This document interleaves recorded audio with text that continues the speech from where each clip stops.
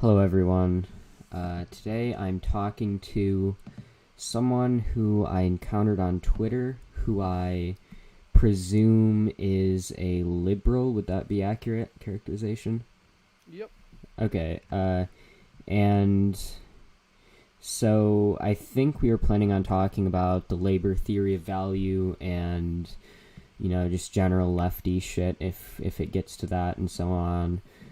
So, all right. So you're asking me a question, something along the lines of why I feel comfortable speaking out against academic consensus when I don't have a degree in economics. Was that the basic question?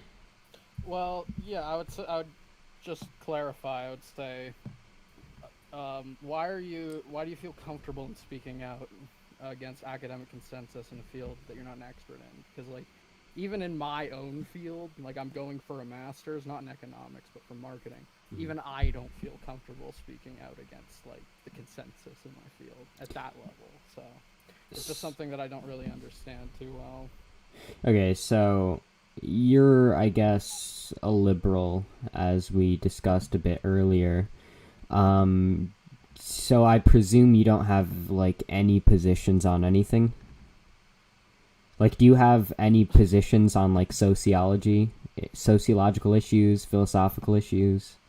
What do you mean by positions? It's a very broad statement. I Like, have a lot of opinions on a lot of those things, but I right. mean, it's very extensive. So So, you have right. So you have opinions based on uh, things like sociology and political issues, and yet I think that's kind of weird because if you're saying that like you have to like have a degree in the field you're talking about in order to talk about it, it's like why would you say anything philosophical or with regards to sociology or political science or anything like that, you know? well, I don't say anything that disagrees with the academic consensus in those fields, to my knowledge. And if I Okay. do, I mean, feel free to point them out. Okay. Um So I guess my answer to you would be why do I feel comfortable going against the academic consensus?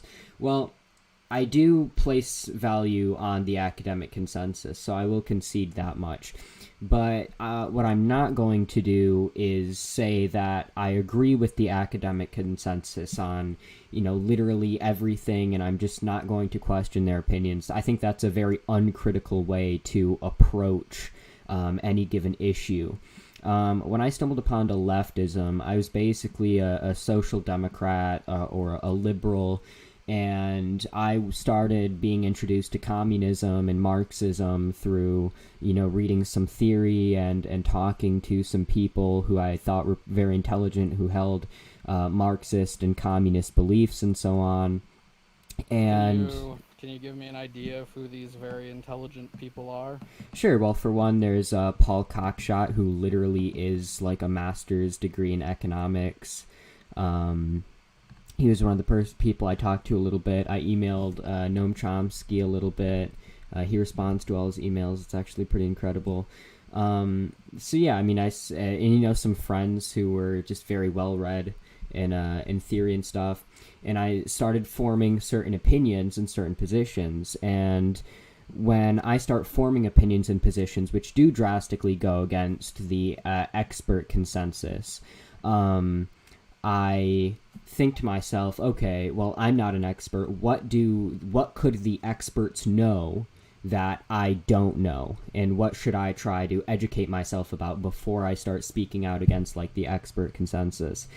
And so I did some digging, and as it turns out, the academics in Marx's, when it comes to economics, don't really have any valid critiques of Marxism because it's not an area which is actually studied in economic fields because of a widespread societal stigmatization. And Richard Wolff, who has a PhD in economics that he got from studying economics at Harvard, Stanford, and Yale, basically corroborated this. He said, when I was Wait, wait, studying wait, economics, wait, oh, wait, sorry, wait, go wait. on. Before we continue, you're saying that Richard Wolff studied economics at all three of those universities? Because Yeah. my understanding was that Richard Wolff only studied historical economics for his PhD, And prior to that, like all of his other degrees were like history based.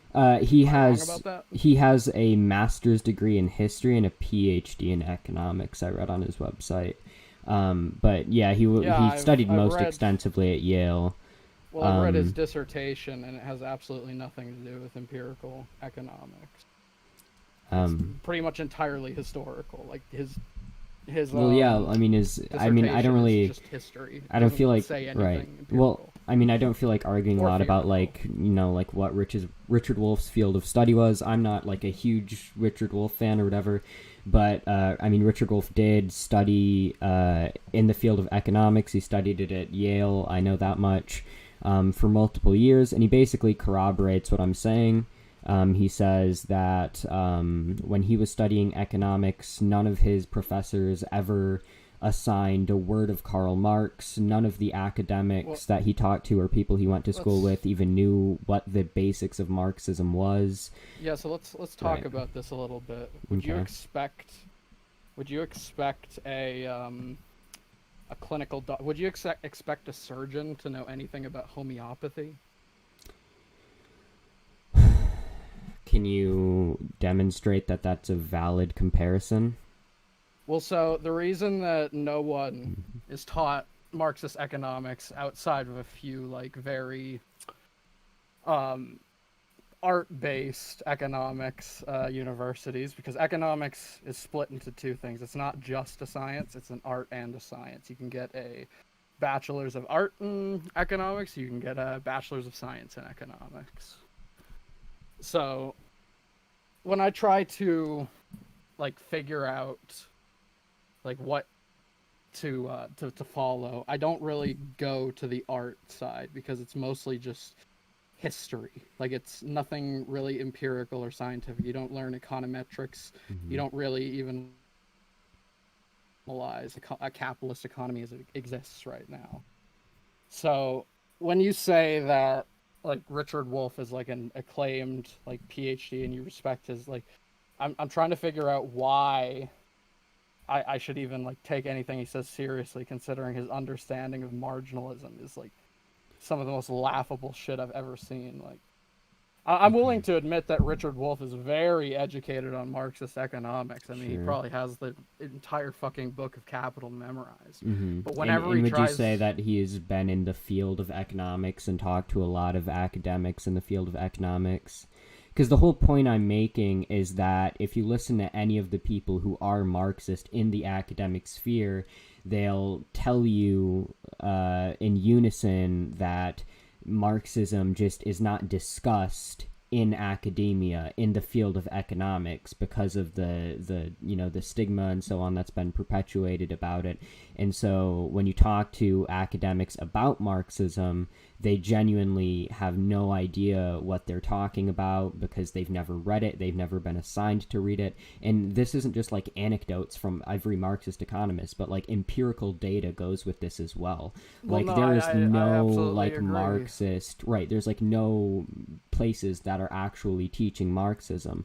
So I think Yeah, it's a little bit well, the silly to reason be like, well, all of these people who've never been taught Marxism in their lives and don't understand it to a very basic degree don't believe in Marxism. So how could you believe in Marxism? It's like, well, I've read these people's critiques. I read the Stephen Horowitz critique, which is like an economics critique of the labor theory of value, made very basic straw men, a lot of very basic errors, and you'll find that with most academic critiques of Marxism. It's just they're based on like super obvious flaws and straw men of Marx, because none of these academics you're appealing to really understand Marxism.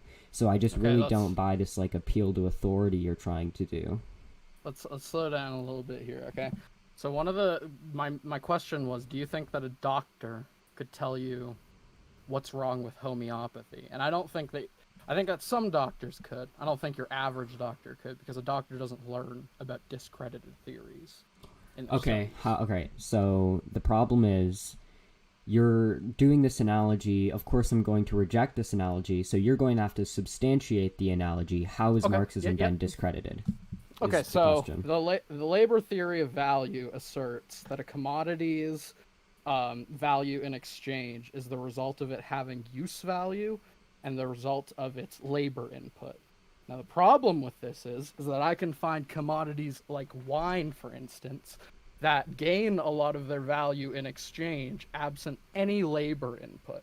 And so it's up to you to explain why this is using the labor theory value, because I've never heard an answer to it. Okay, At least not a satisfying one. Okay, so when you say that the labor theory of value claims that a commodity's value is determined by its labor content, so long as it's labor inputs. Right, it's labor so long input. as it has use value. Right, so when you say that the labor theory of value says that, and then you dispute that by saying, well, things like value, or things like wine have value despite having very little use values, what it seems... No, not despite any use value. Despite having small labor values is what I meant. No, despite no additional labor input. Okay, right. If you age a bottle of wine, there's no additional labor input that goes into it, and yet its value in exchange increases exponentially. I can explain this using marginal utility. I don't know an explanation using the labor theory. Okay, so... There might be one, but I haven't heard it. Right, I mean, there is. So the point is, what you're sort of doing is equivocating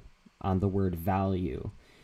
Because when you say that a bottle of wine gaining price or gaining value in as far as how much it costs as it ages despite having no additional labor input, you're drawing an equivalency between price and value, and price and value by Marx's criteria are not at all the same thing.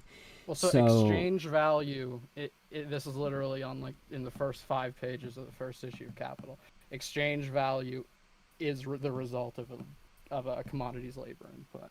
You have a video on your channel with I'm not sure, it was the Paul guy you were talking about earlier, the academic that you liked. I watched that video and he's explaining it pretty much exactly as I am. So, and he even tried to argue that you can even look at the input output tables. And right. I'm looking at the input output tables. There's no additional labor input, and yet the value is skyrocketing. Well, no. Okay, so that's incorrect. Value in exchange is skyrocketing.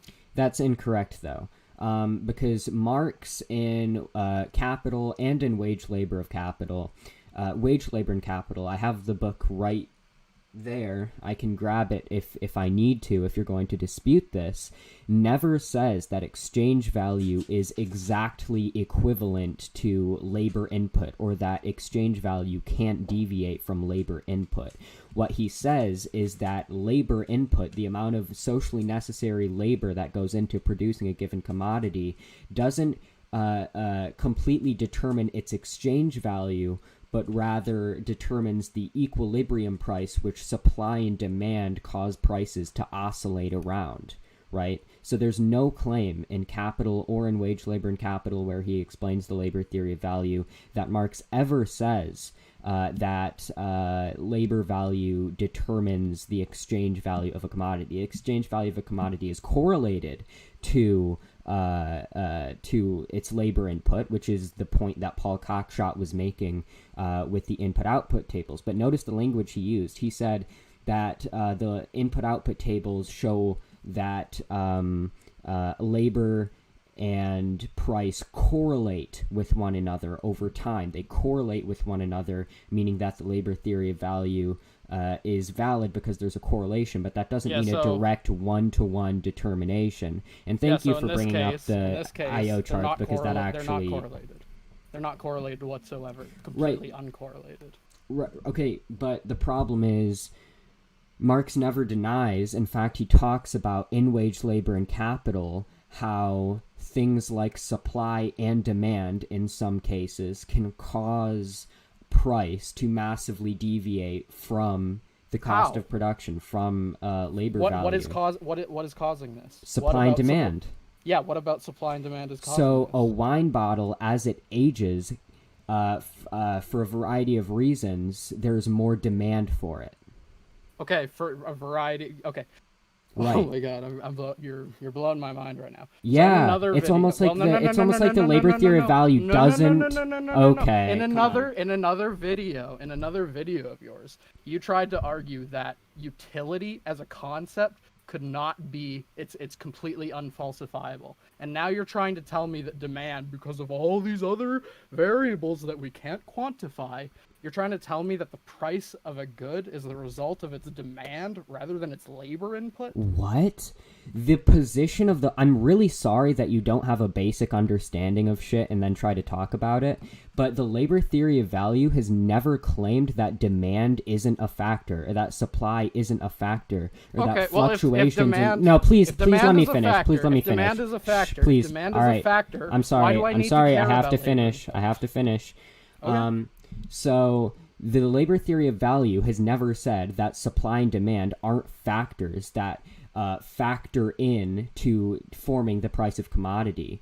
The claim of the labor theory of value is that labor input forms the equilibrium price that supply and demand cause prices to oscillate around. So let me give you an example. If the cost of production of, I don't know, widgets is like, say, $100, and because there's such high demand for widgets and there's not very much supply, there's not very many suppliers, and there's such high demand, people are able to sell widgets for like let's say $200. So they're making a massive profit because they're selling way above their cost of production. And then what's going to happen in a market economy is other capitalists are going to say, oh shit, they're making so much profit on widgets, we should all go and sell widgets. And then there's going to be a mass immigration of suppliers into the business of selling widgets, and now there's a bunch more people selling widgets, and now the price is going to fall back down closer to its cost of production. And then if there's so many suppliers and demand fizzles out, then they're going to be selling below their cost of production, and so a bunch of suppliers are going to go away from selling widgets until the price starts to approach the cost of production. So the phenomena is that the cost of production, which is translatable to labor inputs, is the sort of equilibrium which supply and demand cause prices to oscillate around, but they're always oscillating around the equilibrium because it's only with reference to the cost of production that profits and losses are measured. Are you done? Yeah. Okay. How do you quantify demand? What do you mean? How do you okay, Okay, do you not believe in supply? No, you just talked for like 2 minutes, so let me just talk a little bit. In an earlier video of yours that I watched while I was preparing for this, you tried to argue that utility was an unfalsifiable, completely nonsense thing, and now you're trying to tell me that demand, which is based on utility, is helping set prices? I'm like, how do you quantify demand? Okay. Because I'm just gonna level the same claim against you that you made in your video, that it seems like your entire argument here is tautological. Okay, first of all, that video was made like a year ago, and in that video, I wasn't making that argument. I was saying that esoteric entity failed to refute that argument because Paul Cockshott made that argument. And second of all, Paul Cockshott's whole point is that what determines whether or not something is falsifiable is the ratio of unobservable factors to data points. Yeah, so give me the there's observable more factors of data demand. points. There's more data points in the labor theory of value because cost of production is a factor, right? And I would like you to move to an actual argument, because this argument of, oh, demand can't be quantified, you believe in supply and demand too. So if this is a valid criticism of my position, Well, it's equally a valid criticism of your position. So I'd like you to move to something that would actually be an argument. This is the funny thing. It absolutely is. But the thing is that I already accept that my arguments are tautological. I just don't think that tautologies are made equal. So if Okay, I'm still waiting for an answer. What makes yours better than mine? the tautology. Requires a lot so less you variables haven't to explain. addressed the actual argument. You realize that. You just went into some weird I explained how cost of production has to be the thing that supply and demand cause prices to oscillate around. I explained that logically. That was sort of an argument for the labor theory of value. Demand. You are trying to do this thing of saying, oh, can you quantify demand, which is basically just an argument. You're trying to say, oh, but I can't quantify demand, but you can't either, so I'm just trying to prove that this you can or you can't. I okay can't. Then please stop leveling this bullshit argument. Okay, because your argument then this shouldn't be an argument on the playing field at all. Your argument is that marginalism is unfalsifiable, and that's what makes the Please. labor theory of value better. Okay, so Whereas when I invite... now what we're discovering is that you can't come up with a falsifiability of your concept of demand either. That's what we've discovered. Okay, so that's not what we've discovered, actually. Here's what you're going to discover. Here's what you're going to discover, dude. When I invite you on to debate me, what I think is going to happen is I make arguments for why what I think is true, and then you make arguments against the arguments that I have made in this debate and try to explain why what you think is true is true. Do you understand that that's how debating works? You don't watch a year-old video where I'm just saying that the person who's trying to debunk Paul Cockshott hasn't successfully argued against the point Paul Cockshott was making, and then use that as my argument and be like, well, here's the refutation to your argument that you made in this video that wasn't even your argument, dude. Can you make an actual argument that responds to something that I'm saying here? Or are you just gonna fucking run away to an old video where I'm not even making that argument? Okay. I understand that what I said might have made you a little bit mad, so let's calm down. No, it's wrong. You're not debating me. I'm gonna ask you to make an argument that actually addresses something I've said here. Okay, so now that we've discovered that both of these things are tautologies on account of your inability to answer my simple question, I'm going to argue that my tautology falls more into Occam's razors than yours. Because I only have to make one assumption with mine. You have to make a lot more. Do you understand that? No. Okay, well, the only assumption that I have to make is that if someone wants it more than they want the other thing, and they're gonna trade. That's the only assumption I have to make. That's the only assumption I have to make. On a market, you think that's true? Everything. Yes. You think that's how a market works? Yes. You think if I want, I don't know, something that can be sold on the market for $1,000, if I want that more less than you want $1,000. No, please let me finish my point, okay? I really don't need you to make my arguments for me, okay? Sure thing. So if I want something on a market, and the thing that I want, maybe I just value it a lot, and it costs $5 on the market, but I have something that's worth $1,000, I'm not going to trade that. Nobody would. Just because they value it more, because they could sell that thing that they have that's worth $1,000 for $1,000, and then just use 5 of those dollars to buy the thing that they really want. The problem with your model of it's all just supply and demand, it discounts the fact that the sole motive in a capitalist system is to make a profit, and profit can only be made if you sell over the cost of production. The whole motive is to maximize exchange values, to maximize your profits, which can only be done with reference to the cost of production. So actually, your assertion that the cost of production doesn't play a role is pretty logically... Oh, so you think that the cost of production is what people base things on? So it's not just supply and demand. So were you lying to me? Okay, so you said that cost of production is a factor, right? Because people sell with reference to cost of production. That's the only way they can make profit. Yes. You're admitting to the labor theory of value. Let me finish my point. Okay. I let you talk a lot. Let me talk a little bit. Okay, buddy? Okay, I know. I've seen Destiny debates. I know the mannerisms. We're good. Yeah, I know. Okay, so the problem that you're having right here is that your criticism doesn't actually criticize anything I've said. You do know that under my argument, where you would sell something, try to get maximum value for it, try to buy something, lowest possible price, it doesn't conflict with anything. You're maximizing your utility.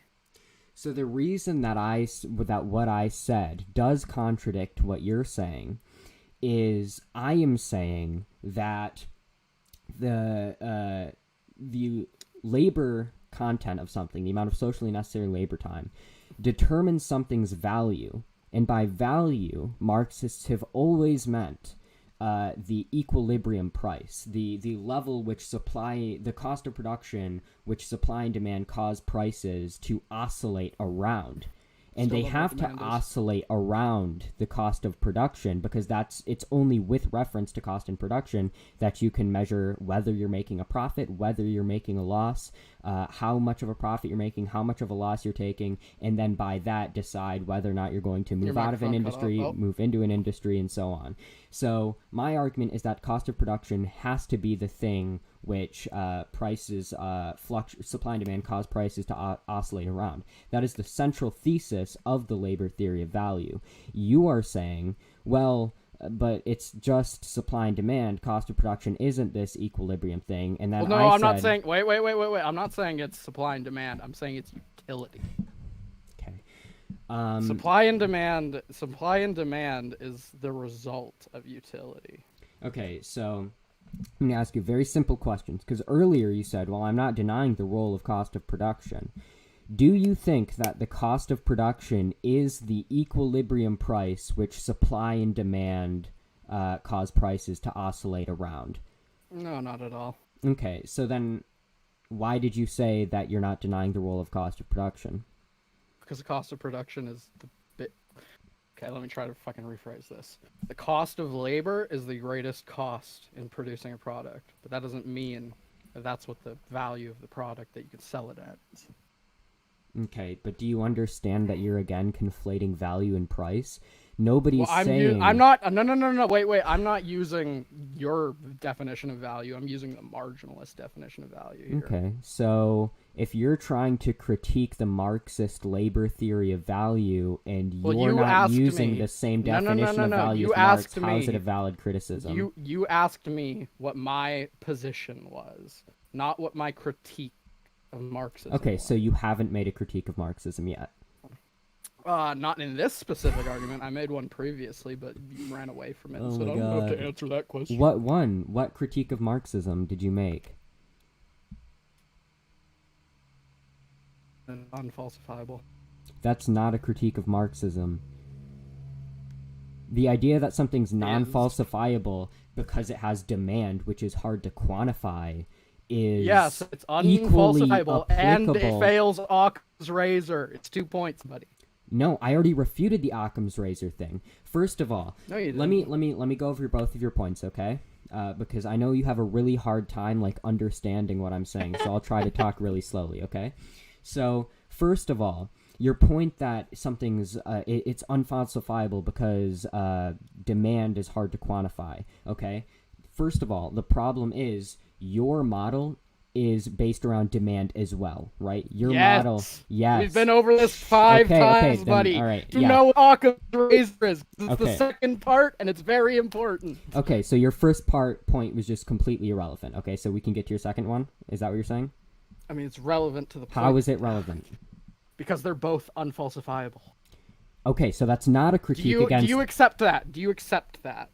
Or are you going to reject the idea sure, that it's but what I'm rejecting is that that's a critique of the labor theory of value. It's absolutely not. In and of itself, it's not. But when I apply Occam's razor to it is. Holy shit. But when I apply Occam's razor to it, we have been talking about Occam's razor. Then let's just talk about Occam's razor. Then let's not bring up that there's 2 points. There's Occam's razor, and then there's the non-falsifiable. Because the non-falsifiable thing, in and of itself, you just said, is completely irrelevant, okay? So it's totally irrelevant. What are you talking about? You just said that in and of itself, that argument is not a critique of Marxism. Together. So then let's just talk about... parts. There's 2 parts here. The reason that we're using Occam's razor is because it's unfalsifiable. I wouldn't be using Occam's razor here otherwise. Okay. Do you understand that? All right. But when you say you've brought 2 points that are critiques of Marxism, you don't bring up 1 point which isn't in and of itself a critique of Marxism, is my argument. Okay, I misspoke. Okay, thank you. Jesus Christ. All right.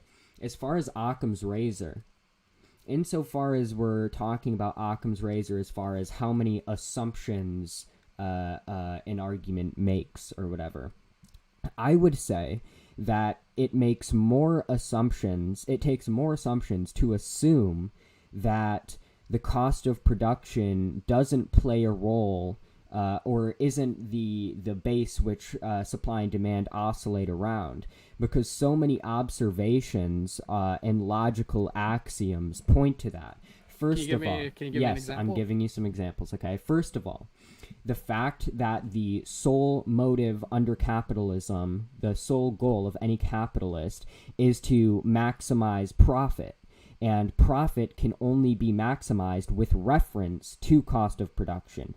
Second, we can look at empirical data. We can look at input-output tables and see that according to studies from Paul Cockshott, Alan Cottrell, Michelson, and several economists, there has been found from input and output tables, as well as other computer-readable statistics about value added and monetary profits and so on, we can see that there is a correlation using a variety of metrics between the price of something and its labor value.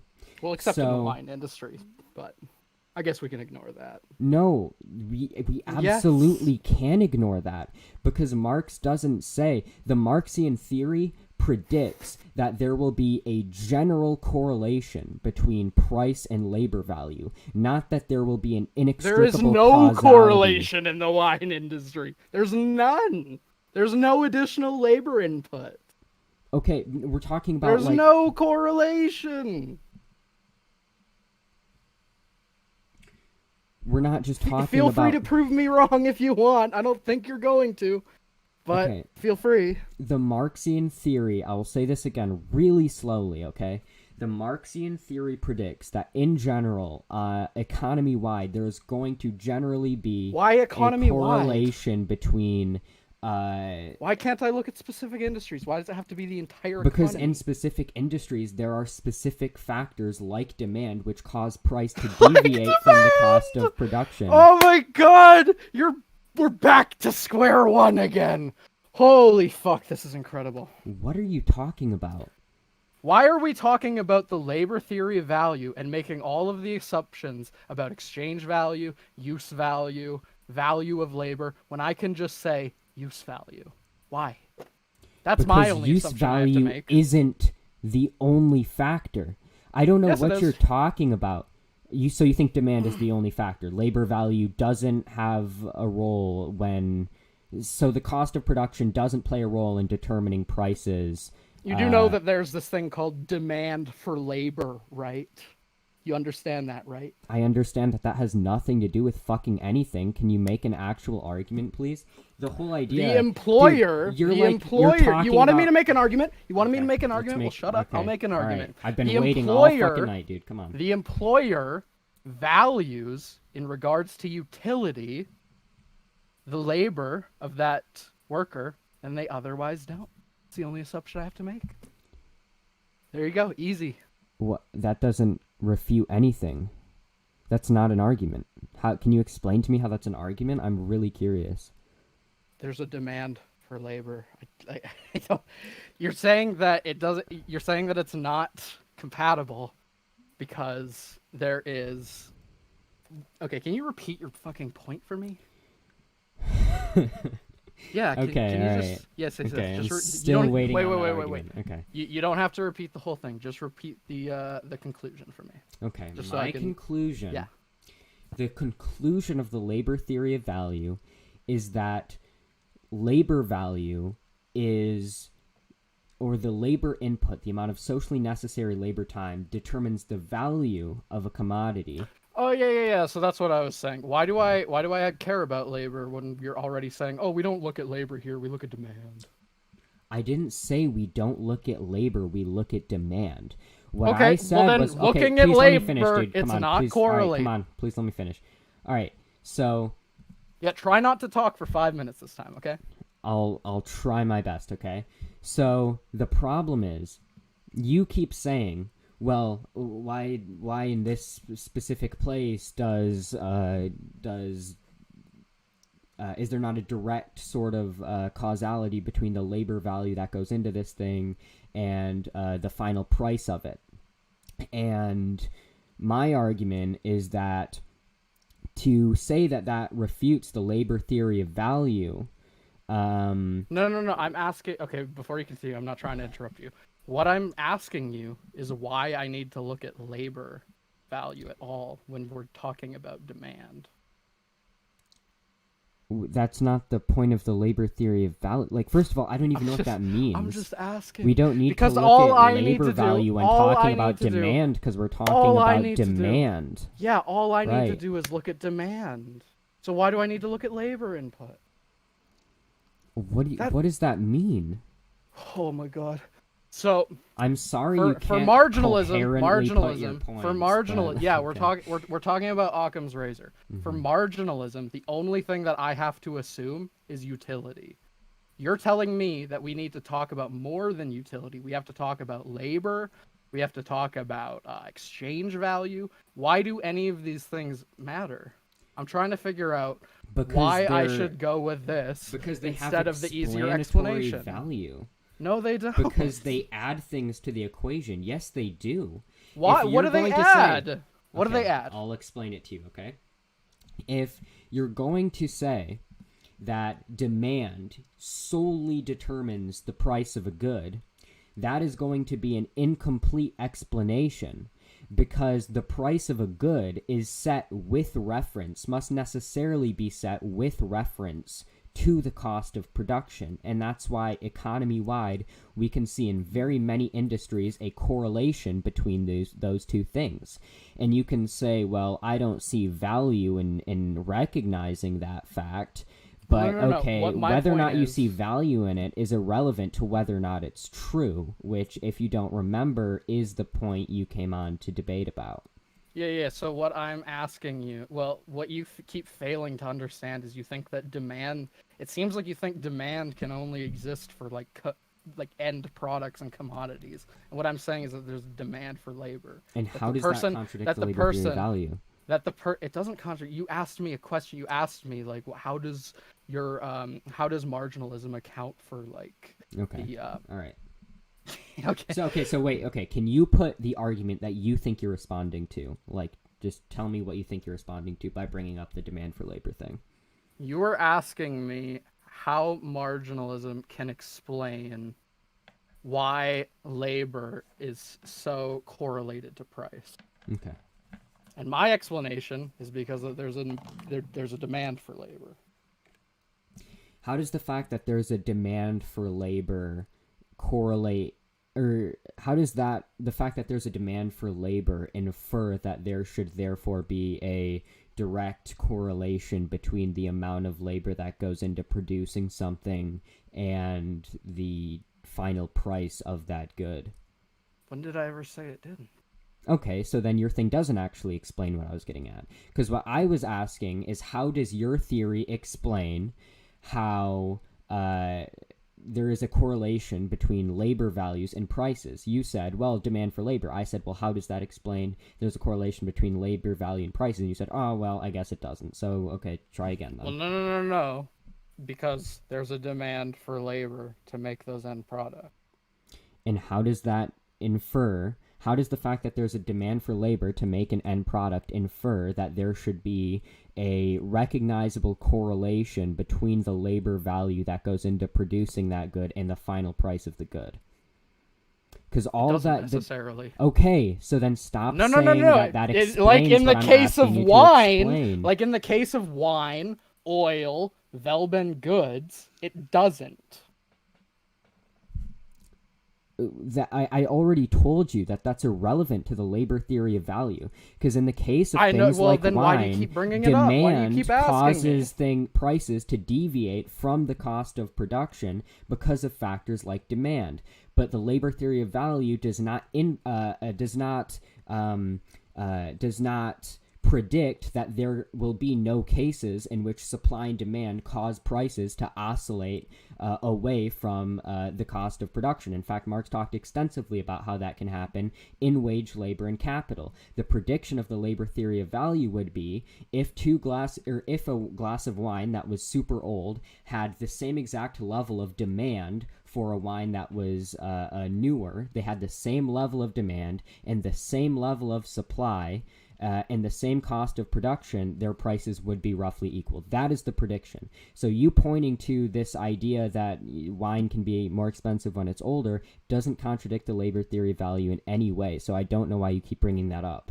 Well, yeah, all it really does is actually strengthen the argument for marginalism, is all it does. Because you're saying just ignore the labor inputs, just focus on demand and supply. I didn't say ignore the labor input and just focus on demand. I said that demand and supply can cause things to prices to stray so labor from has the no cost of part production. in this. Labor has no part in determining the price here. It's all demand and supply. That's incorrect. It. That's incorrect. Because like I said, the prediction of the labor theory of value is that if a new glass of wine and an old glass of wine had the same amount of demand and the same amount of supply and the same cost of production, they would be the same price. That's the prediction that the labor theory of value makes. And it's different from a strictly marginalist prediction, which just predicts that if there's more demand, then yeah, go on.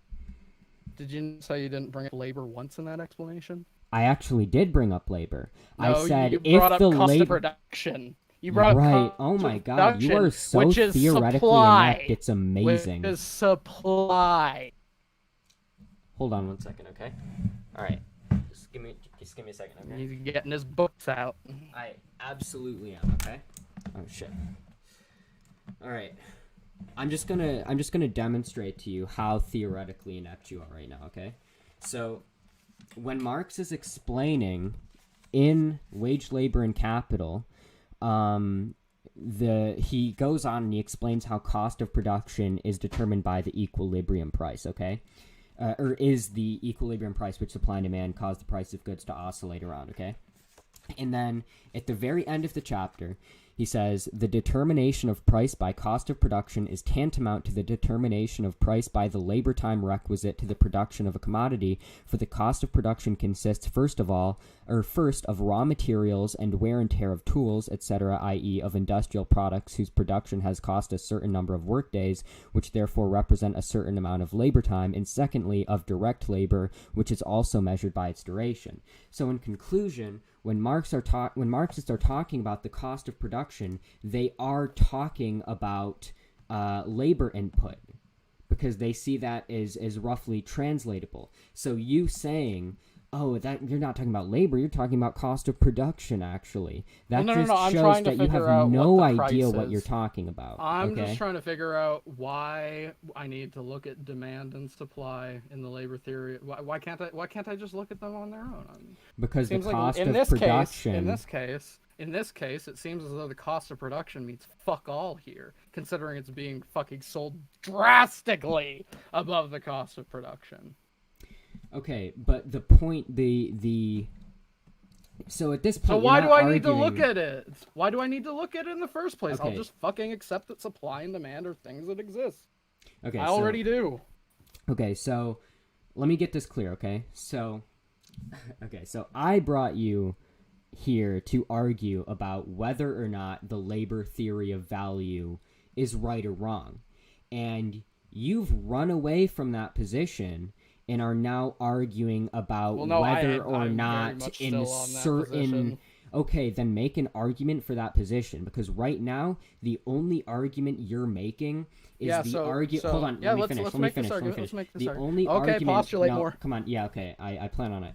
The only argument that you're thus far making, you haven't made a single argument against the labor theory of value at all in this over 40-minute debate. The only argument that you've thus far made is that you think that in some cases, for some commodities, it's not really relevant to look at the cost of production because price strays so massively from the cost of production.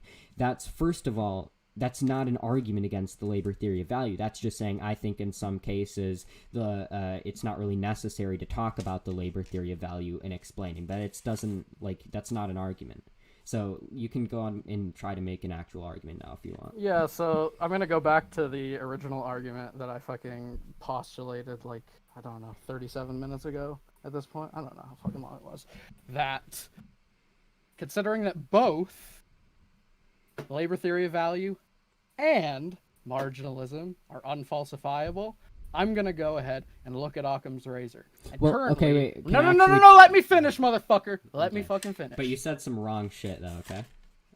I'll write it down, okay?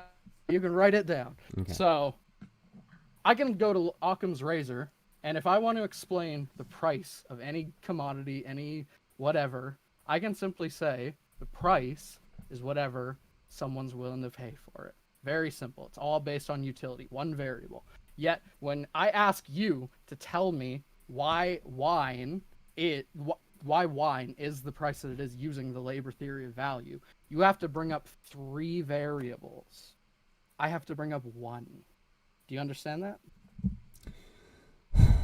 Okay. So, I don't know if you've heard me already address this point. Are you aware that I've already addressed this, or? I don't know. Oh, okay. All right. Yeah, I actually have. So my point was that if you're going to... So first of all, Occam's razor is not about how many factors you talk about that determine something. It's about how many assumptions... Yes, it is. It's all about assumptions. You're making 3 assumptions. You're making the assumption that labor has value and that this is something that's important for recognizing price. You're making the assumption that demand. Wait. No. I never you made have that not argument. Proven this. You have not proven this whatsoever. You explicitly rejected this. You even ran away from it. Ran away from then what? you also have to assume that I'm supply sorry, go back. exists. Ran away from what? From your fucking argument. You couldn't fucking just quantify demand for me, making them both unfalsifiable. That's not running away. That's you trying to make an argument based on like a year-old video where I wasn't even making that argument. I was just saying the person I was responding to never responded to that argument. So that's never an argument I made. So that's not something that I could be running away from because I never made the argument in the first place. If you can't quantify I already know your argument. All right, if you can't quantify it, it's an assumption. Do you understand that? Okay, so by that criteria, the labor theory of value is not an assumption because we can show a quantifiable correlation between price and labor value, okay? So my argument, anything I just said? I made the argument earlier in this video when you tried to make this argument, okay? I don't know if you may need to try to listen a little bit harder because I've literally already responded this, okay? So try not to be such a fucking brainlet and try to actually comprehend what I'm saying to you, all right? So... Going hard. Yeah, okay. So so I'm going to talk really slow, okay? Tell me if you understand this, okay?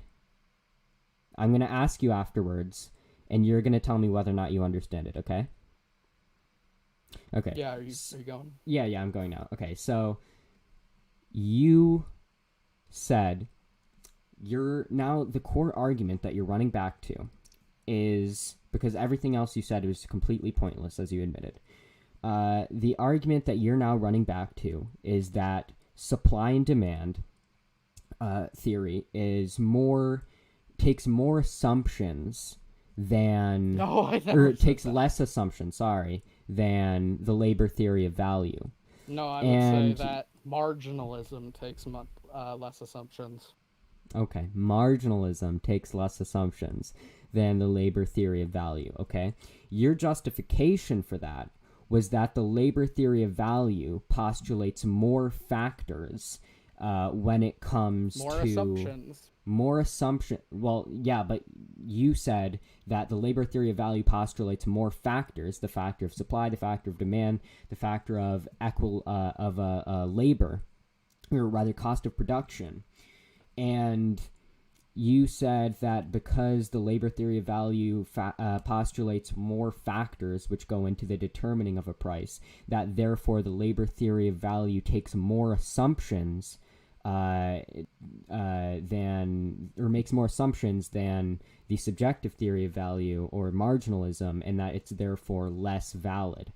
The problem with this argument is that the fact that something postulates more factors than another explanation does not mean that it makes more assumptions. Let me give you. Let's Be quiet. This. No, come because on. you're, no, you're come on. responding No, to a please. fucking straw No, come on. All right, I'm gonna finish. I'm gonna finish. Okay. I'm gonna finish. Yeah, it's not Yeah, gonna okay. fucking matter All right. whatsoever. All right. Well, we'll determine that. Well, I haven't made the argument yet. Okay. All right. So, if I see, I don't know. I'm just gonna come up with like a quick analogy.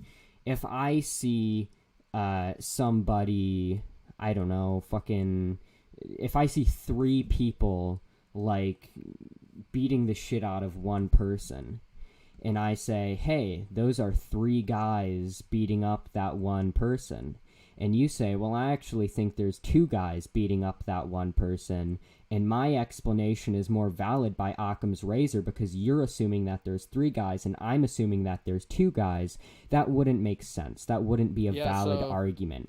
Because the problem with that argument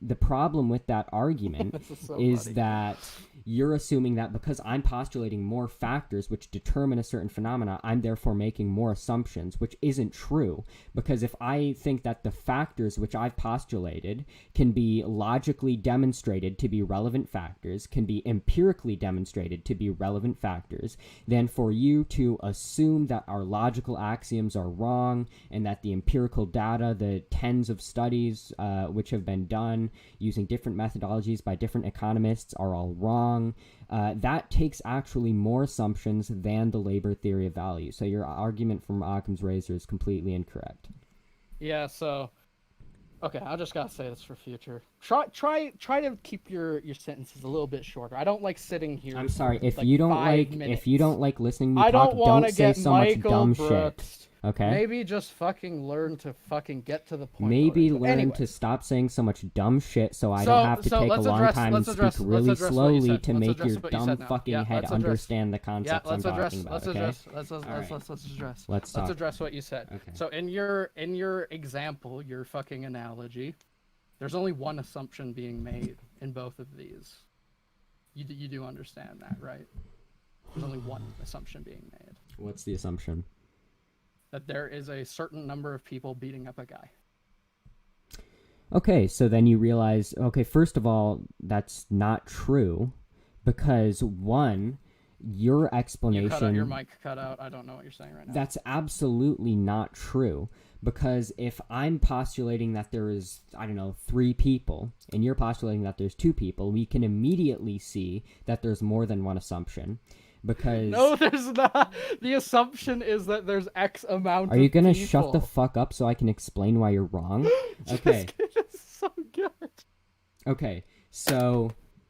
Okay. I can literally... Okay. Alright.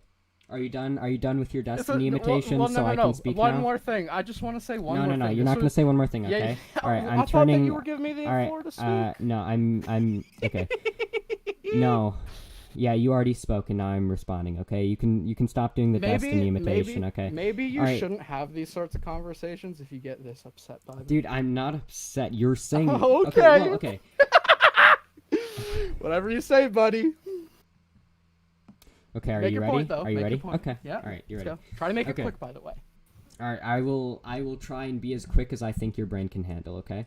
So, all right, so the argument that you're making is my analogy is false because my analogy, we are each only making one assumption. Immediately, we can see that that's not true. I can point out 2 assumptions that we're making. 1, we're making the assumption that there's a certain number of people. 2, you're making the assumption that there is 3 people. I'm making the assumption that there is 2 people. 4, 3, you are making the assumption that your eyes, which show you that there are 3 people, are mistaken you. and you are making the assumption that we are both making the perception or the assumption that the perception we're using to see the people beat up this person is true. So already, like off the top of my head, that's like several assumptions we're both making. So Yeah, you're both the making idea, the exact same amount of assumptions. You realize that, right? well, no, by the whole point, Oh, this is so fucking funny. dude. I'm so glad I decided to accept this. The whole point of my original bringing up this analogy was that you are saying that because I'm postulating more factors which play into determining a given phenomena, you are saying that because I'm postulating more factors, that automatically means more assumptions. And Yeah, I get no. Please be quiet. is. Please be quiet. Please be quiet. All right. I love the pivot, by the way. I love the pivot. You're gonna try to tell me that it's not an assumption. Please. And you can't even tell me what a demand is. Dude, come on. I'm not. Okay. So, your argument, okay? And if you don't want me to talk for a long time, then stop interrupting me by completely pivoting away from the point, okay? If I don't interrupt you, you'll talk forever. I'm going to talk longer if you keep interrupting me, okay? That's how conversations work, okay? Okay. So, you were making the assumption, or you made the argument that I'm making more assumptions than you because I'm postulating that there are more factors which go into determining a given phenomena. I gave the example of the 3 people beating up the 1 person because I'm showing that in that example, you are postulating more factors than I am, and yet your explanation gives more. Wait, what other factors am I postulating? Holy fucking shit. Can you please listen when I talk to you? Because I've I explained tried to this tell you that 3 your times, mic my cut dude. out. Okay, no, I explained this like 10 minutes ago, okay? So, I'll try to explain this to you, okay? Your question was, what's the difference in what we're postulating, okay? I'm going to explain the original analogy again, okay? Please, before you do this, can I just clarify what I want? I just want to know what additional assumptions I'm being made that the other person isn't. That's what I was going to explain, okay? Okay. So, and I actually already did explain that, so try to listen harder this time. So, the whole argument, the whole analogy was that we're standing there, 3 people go and start beating up and mugging this 1 person. Wait, before you continue, I just want to get WordPad up so I can like chart this out. Okay. Person 1, person 2. All right, continue. Okay, so there's 3 people, there's beating up 1 person, we are both witnessing this. I say, hey, there's 3 people beating up this 1 person. And you say, nah, actually, there is 2 people beating up this 1 person. You could, by your logic, say, yeah, and my inference that even though we're both witnessing the 3 people beating up this 1 person, my explanation that there's actually 2 people beating up this 1 person is more sound by the criteria of Occam's razor than yours is, because you're assuming that there's 3 people and I'm only assuming that there is 2 people.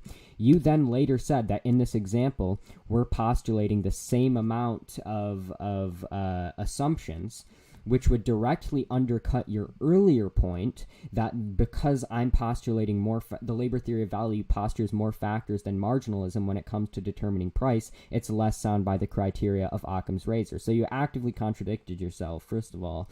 And second of all, the problem with this reasoning is, my whole point is that postulating more factors which we believe determine a certain phenomena does not necessarily mean that you're making more assumptions, because if your analysis, your claim that there is more factors is based on sound data, sound logical inference, and so on, both of which I have provided you, it actually takes more assumptions and bigger assumptions to assume that the data is wrong and to assume that our logical inference is wrong and our perception is wrong than it does to just say, yeah, there is more factors than what you're postulating here. That's my argument. Okay, so I'm just going to repeat this and tell me if I fucking fucked any of this up. So the argument for person 1 is that they think 3 people are beating up 1 person. That's the only assumption they're making, right? It's not the only assumption they're making. Okay, what's the other assumption? I mean, they're making. I mean, in any snenario, you can see there's like an infinite amount of assumptions that they're making. Okay, right? so both people are making infinite assumptions. Is this the point that is this where Not we're really literally at? infinite, but they're both making a lot more than one assumptions. They're Okay, making the assumption that their perception is valid, that the fact that they're actually seeing all these people beat up this person is valid. They're making the assumption that they're not dreaming. They're making the assumption that this is all Wait, just... you're going through these really fast. Right, because I'm not going to list every single assumption that's necessary, dude. That would be like largely epistemologically impossible. Yeah, so I'm trying to figure out what assumptions person 2 is making that person 1 isn't. And it seems okay, like I'll tell you. I already told you. Wait. Just because I wrote it down, just please tell me if I'm correct on this. So based on what I heard from you, it seemed like you said the only other assumption that person 2 is making is that their explanation is more sound because of Occam's razor, even though that was never in the original argument, like hypothetical you made. What? I don't understand what you're trying to say. Well, I didn't understand what you were trying to say either, because you brought up the first point. Person 1, that 3 people are beating up 1 person. Person 2 thinks 2 people are beating up 1 person. And then you went into like how person 2 thinks that their explanation is more sound because of Occam's razor. Yes. That was an assumption. No. I wasn't saying that was an Wait. The answer is yes. Why isn't person 1 making this exact same assumption? Why isn't person 1 making the... Okay, so my argument... Okay, no, wait. Before I just want to expand on my... Why is person 1 making... Or why is person 2 making this assumption and person 2 isn't? But, like, couldn't I just swap this? Be, like, exactly this? Like, what assumption do you think I'm saying that person 2 made that person 1 isn't making? That their explanation is more sound because of Occam's razor. No, that's nothing that I ever said when giving that analogy. Okay. I never said that... I never based any argument around the premise that person 2 is wrong because they're assuming... They're making the extra assumption that they're right. I was combating something you said, because you said that the labor theory of value is less sound from the standpoint of Occam's razor. Oh, okay, let's just stick to the hypothetical before we go into this. Right, no, because I'm telling you what the purpose of the hypothetical was, because you don't seem to understand. Well, I know what the purpose of the hypothetical... I'm trying to figure out... what was the purpose of the hypothetical? What assumption is person 2 making that person 1 isn't? I already said that, okay? And that's what I was going to go. Yes, I'll repeat it for a 5th time, okay? Yes, please. The assumptions that he's making, that person 1 isn't making, which makes his position more unlikely, he's making the assumption that despite the fact that he's seeing 3 people beat up this 1 person, he's making the assumption that his perception somehow is flawed. What? That his how logical is this a part of the original hypothetical? Are you serious? Well, how the fuck did you say any of... You didn't say any of this in the original. I said all of this. Yeah. No, you didn't. Yes, I did. I mean, I can... Wait. No. We gotta pause, okay? You are assuming that there's like some third-party agent that can objectively know that there are 3 people here. When did I assume that? Why does the second person... When did I assume that? There's no other explanation here. You're saying How is there not? No. You're saying person 1 is right because there are 3 people there. How does person 1 know? I'm saying that? How does person 1 or person 2 know this? No, I didn't say... Okay, I really wish you could understand the things I'm saying. I wish that you could make more sense. Okay. But continue. Okay, so I never said that person 1 is right because we know objectively that there are 3 people. I said person 1 is right because if person 1 and person 2 both observe 3 people, then it takes more assumptions for person 2 to assume that there actually isn't 3 people and that his perception is somehow flawed. than it does to just assume that there are three people because that's what they saw and that's what their logical inference and their perception tells them. That was the argument. Now that I understand you a bit better, in this example, the person making less assumptions and making less statements is right. You know that, right? And so person one is right? Yeah. They're making less assumptions. Thank you. Yes. Their answer is based on reality. So, despite the fact, exactly. Now, explain to me. Explain to me. No. That was the whole point I was making. You've been talking for like fucking an hour. I just want to so make far. You understand. I just want to ask you, how are you so certain that demand is real, that labor value is real, and that supply has any impact on any of it? Right. So, you said that person one is right, even though you're 100% going to get an answer to that question. No, I'm going to give you an answer. I actually already answered it, but I'll repeat myself. So you said that person one is right, despite the fact that they're postulating less factors than person two, because they're not assuming that their logical inference is false, and they're not assuming. So your earlier argument that the labor theory of value, right? So your earlier argument that the labor theory of value is wrong because it postulates more factors isn't a valid argument. No, it makes more assumptions because my God! Can you answer anything I'm saying without running around in a fucking circle? Holy shit!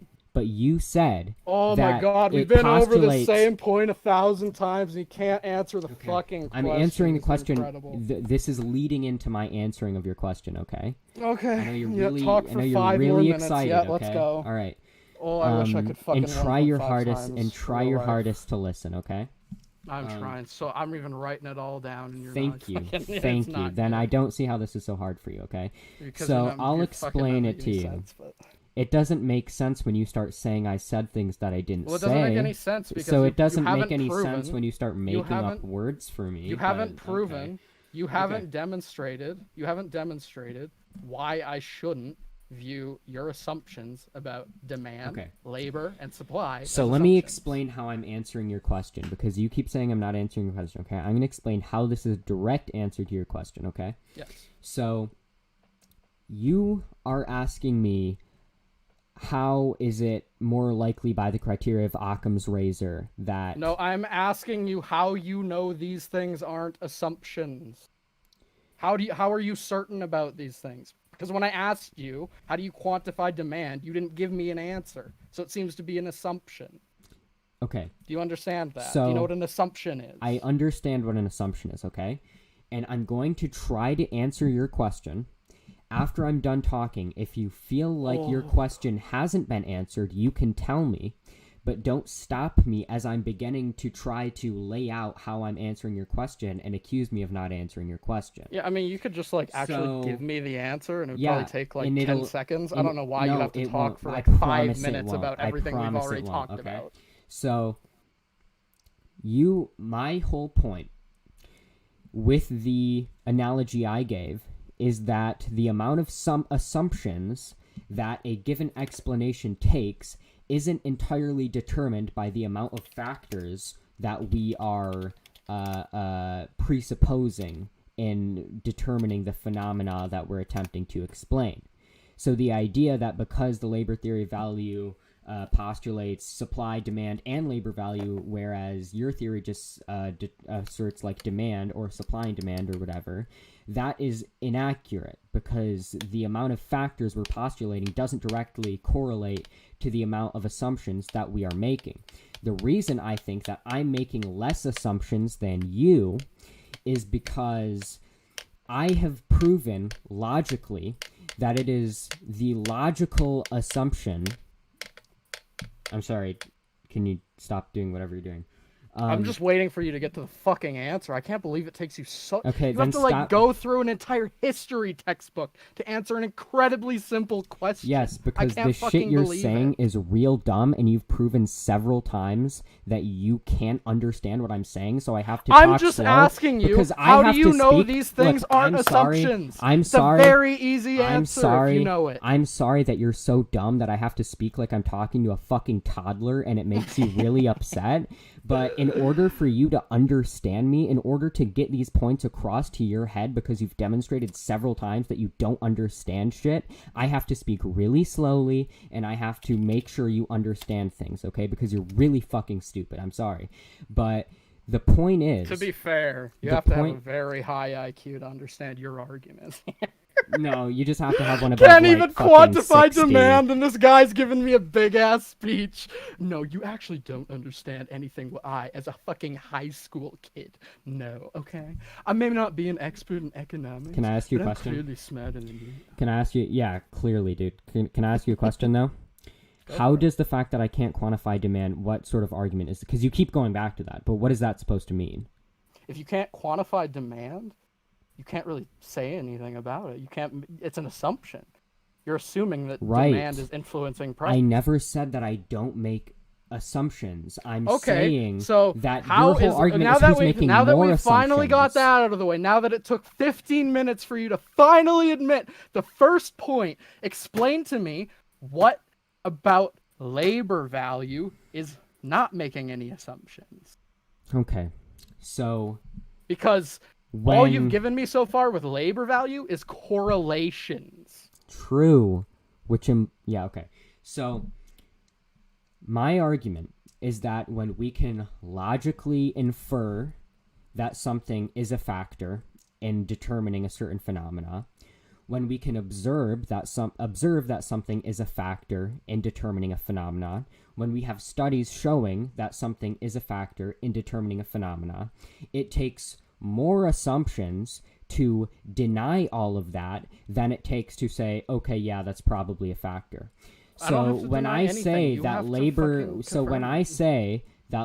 value is a factor in determining price, that's based on the very simple logical understanding that profit is the main driver in a capitalist system, and that profit is the only...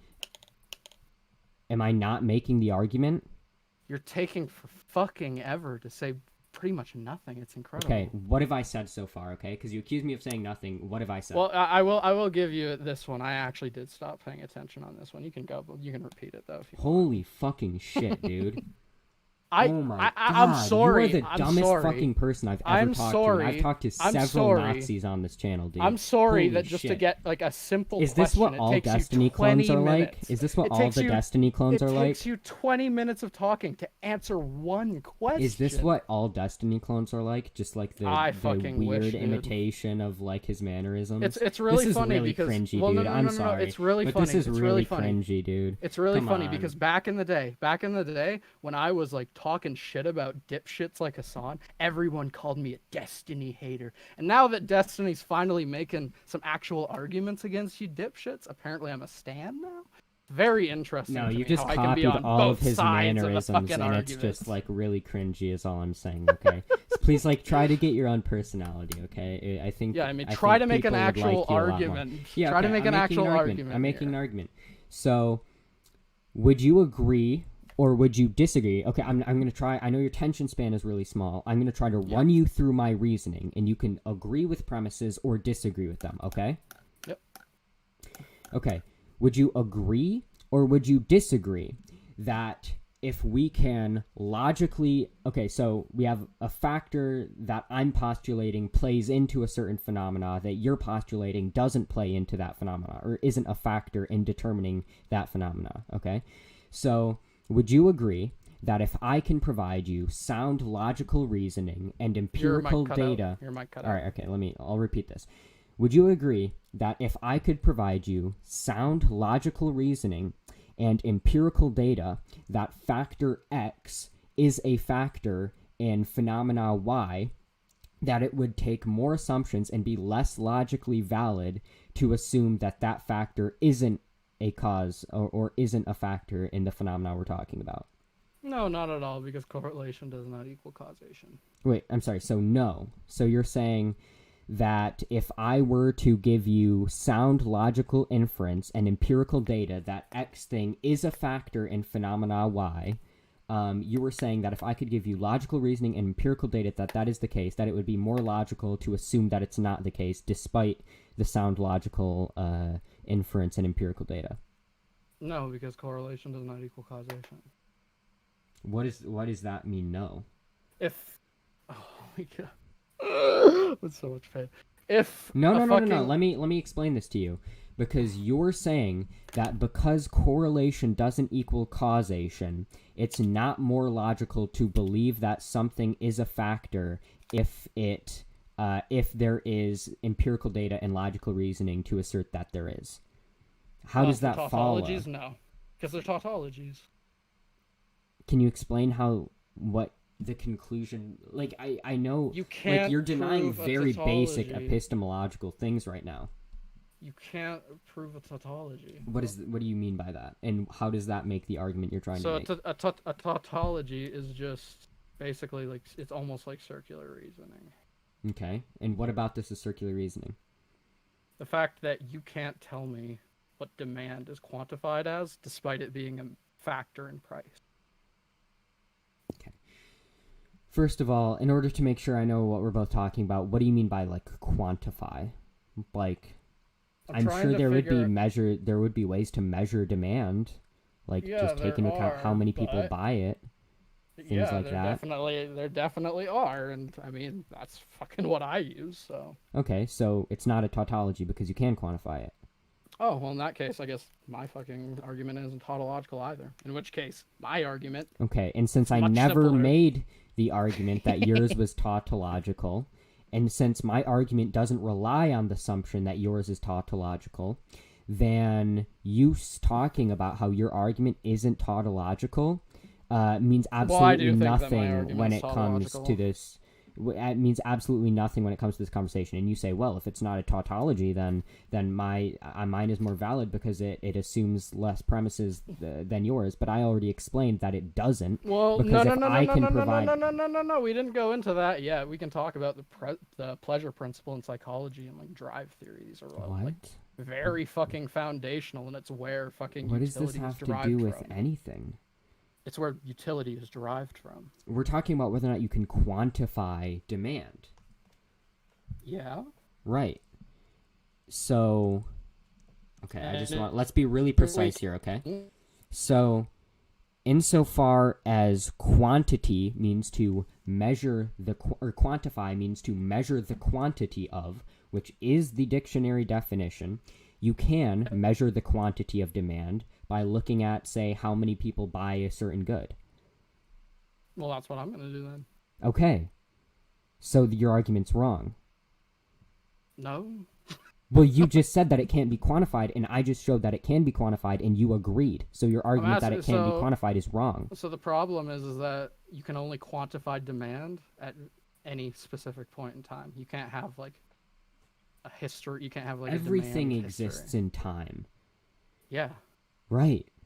So, again, your argument that it can't be quantified is wrong. You just agreed that it can be quantified. Now let's get to your argument that... I'm asking you to quantify utility as it relates to demand. You asked me to quantify demand several times, dude. Come on. Yeah, as it relates to Why are you being utility? Dishonest, dude? Come on. I'm not paying for your health insurance. Demand is insurance, a function of utility. What are you talking about? I'm not paying for your health insurance, my dude, so please try not to break your fucking leg pivoting away so hard, okay? So you can't talk about demand without talking about utility. But you didn't ask me to quantify utility. You asked me to quantify demand.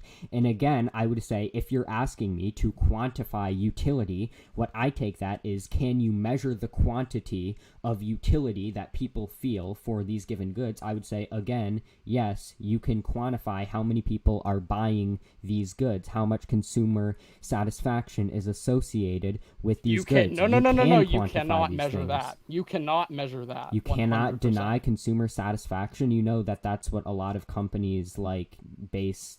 They have surveys about consumer satisfaction, and then they base what they produce around those surveys and so on. You can measure responses based on consumer satisfaction. You can't measure consumer satisfaction. We don't have the technology to do that. I mean, people telling you, consumers telling you how satisfied they were is quantifying consumer satisfaction. Do you think that I mean, sure, it's not like a perfect fucking measure, but nothing in social science can be by that metric, so that's just completely vacuous. Do you think that if someone tells you That the reason they bought a cake is because they like the taste of that cake? Do you think that's valid? Valid in what sense? In the sense that it's a quantification of utility? If I gave somebody a survey and said, "How much did you enjoy this cake?" Not and I gave a a bunch survey, of people, not a survey. well, then why are Individual you? person. Okay, if I asked a person, "How much did you enjoy this cake? Did you enjoy this cake?" and they told me, "Yes, I did," and this is how much, that is a quantification of how much satisfaction they got from that cake. Yes. So. Okay, yeah, I would just completely disagree with that. Based on what? So. Based on the fact that we can't fucking know the brain states of other people.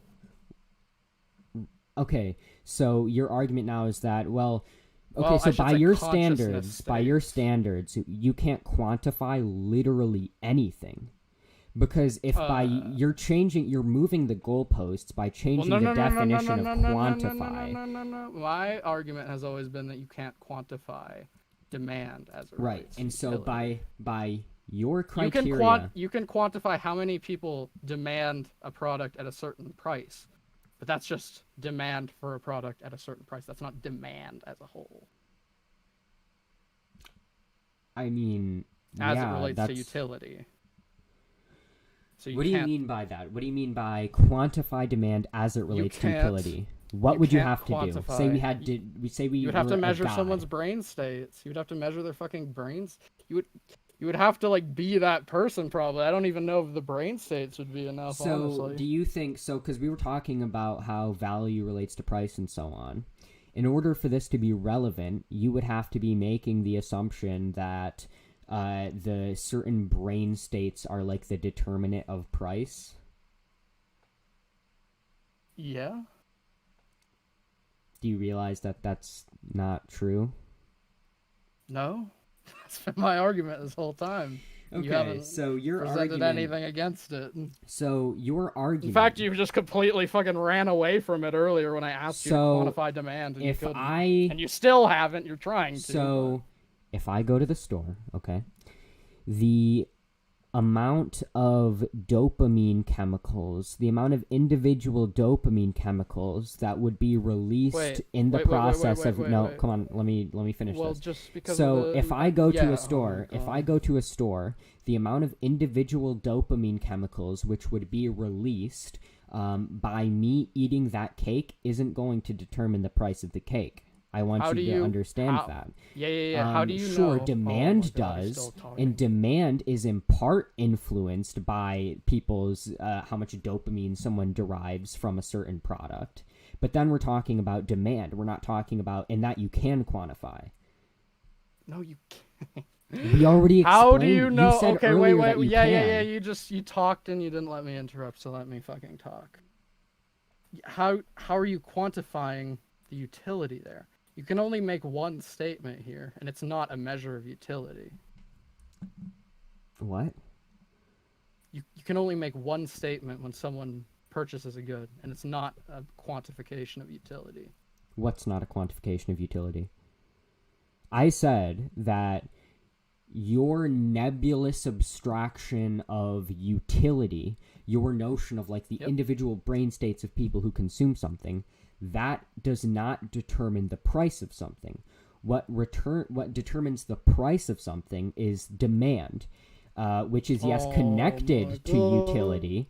But as you said, demand is not the same thing as utility. And insofar as it is demand, which is in part an abstraction from utility on a large scale, insofar as demand is the relevant factor in determining price, we can quantify that. You already agreed to that. So what's the confusion? Demand is abstracted from utility? I'm saying that demand is in part a product of utility, yeah. Yeah, absolutely. Oh my god, we finally got to the point. Great. Okay, so let me try to... So, how do you measure utility? What I said is that if we're talking about what causes price to work the way it does, if we're going to talk about what influences price, utility does not determine price, but demand, which is connected to utility, does determine price. So how do you and quantify it is utility? Demand that we need to quantify then, and you already agreed that we can do that. No, I didn't at all, actually. I said you can quantify demand at any specific given period of time for for some certain price. That's all you need for the theory for my No, theory you of quantifying don't. demand If you were to work. raise the price idea- by $2, you cannot say how much that's going to affect sales. You can't. You don't have to. We're talking about Yes, you do. You don't. That is demand. Oh my god, demand is for a specific price at a specific. I'm gonna die. That's correct. What have I said that, like, how is that a relevant distinction to make? Of course, it's You cannot only quantify demand for demand. a certain point in time. You cannot yes, quantify you demand. can. You cannot Yes, you quantify can. demand. No. Demand pause for a is second. the demand Pause for a product for a at second. a point in time. Of course it Pump is. the brakes.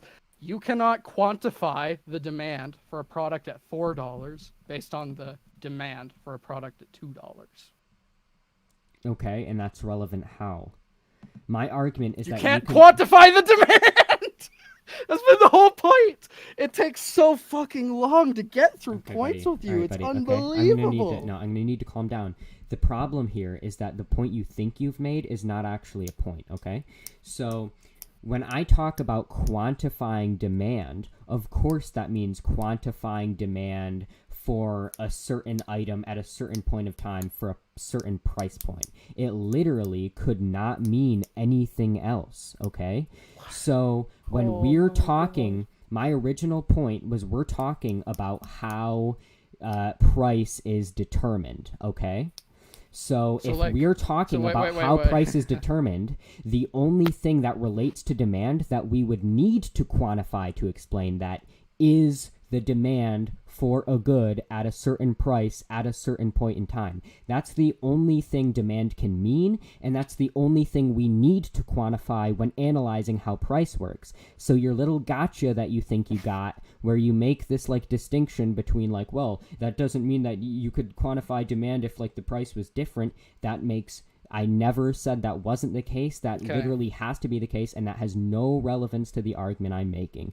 You have already admitted that we can quantify the demand for a given good at a given point in time at a certain price, and that's all we would need to quantify in order for determining price. Okay? So my argument is valid, and you've literally conceded that point. So do you want to move on to something?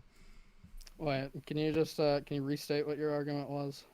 I had a so point, do you but I see fucking how lost so it do you halfway see 'cause how you take so fucking long to right so make do you your see point. how you keep complaining that I take long and then you keep because you fucking failing do. to understand Do you and then want, asking me to restate? Okay, when you upload this, no, shut the fuck up for a second. When you upload this video, when you upload this video to your channel, I'm gonna fucking go back and I'm gonna time it and we'll fucking see who's talking more here. Okay, yeah, I'm sure I'm talking more. Do you want to know why? Yeah, exactly. Oh, good, gotcha. I never fucking disagreed with that, okay? Do you want to know why I'm talking more? Because you're such a fucking moron that you can't comprehend what I'm saying. Because you want to postulate about how much of a fucking moron I am instead of actually making any argument. It's fucking hilarious, okay? So, the reason that I have to keep taking forever to explain my points is because you keep failing to understand my points and asking me to restate them. Do you understand that? Did you not just understand that you asked me to restate my point and then my point is valid. Did you do that or did you not? Did you or did you not ask me to restate my point continually and then complain that I'm talking too much? I ask you to give me an argument and then you restate like 50 different points, half of which are You just asked me for like the 5th time in this discussion to restate what I had just said. So I'm asking you, are you or are you not continually asking me to restate my what I'm saying and then complaining that I'm talking too much? Are you doing that? No, I'm asking for an answer. Oh, okay, I'm sorry. You're right. Okay. Yeah. Oh, I thought you just asked me to restate. What? Did you or did you not just ask me to restate what I had said? And did you or did you not do that earlier? Because you said you weren't paying attention. I don't know. I mean, maybe I wasn't paying attention. Just kind of like I'm not now. Okay, so glad we got to that. Because this is such a pointless I'm point. so glad that I is completely unrelated to out this of topic. You, okay? All right, then stop complaining that I'm talking too much. Is my point. Okay, so what is it that you wanted me to restate? What did you not understand? I don't know. You were the one restating. Okay, so The point I think that I was making was that, okay, all right, yeah, okay, I remember, okay. So we were talking about whether or not you can quantify demand when it comes to its role in determining prices. Okay, that's the discussion, right? And so I said, oh wait, can... yeah, okay, I remember okay. my point. All My right. question was, do you think that like when you look at like a supply and demand graph, that it's just like a single point on that graph, the demand line, What or do you does think that that mean? or do you think that it's a variable? Do I think that demand varies? Yes. How do you quantify it? How do I quantify demand? All you How do need you quantify a variable all you that need when varies? all you need when determining the price is quantifying the demand of a certain good at a certain price point at a certain point of time.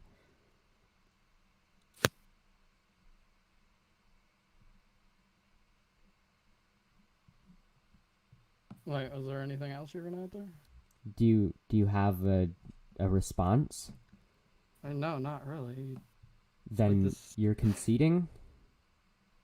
I don't. Can you can you repeat this? Like, I'm so fucking. I'm not even gonna lie. I'm like half fucking asleep right now. Can you just repeat? Can you repeat this one more time for me? Holy fucking shit, dude. Okay, I'll repeat this one more time, and I'm not repeating it another time, okay? So, we're talking Oh about yeah. how... Okay, yeah. Why were we? Wait, before we say this, why were we even talking about it? Like, we get so off track with your fucking arguments. You have to You like made fucking the talk argument about that brought us everything in out. the universe You made the before we argument get to that the brought point. us off track because you were saying that when it comes to determining price, demand can't be quantified. And I made the point that demand can be quantified by seeing how many people are purchasing a given product. Oh, okay. Yeah, okay, wait. You've refreshed everything I've said. Okay, thank God. So, if your determination for demand is like reliant on a price, you're going in circles. You understand that, right? No. You're And saying that second of all, it doesn't demand have to be influences the reliant on a price. You price, can look at and the demand price for is an different price explanation points of over demand. time. That's what you just said.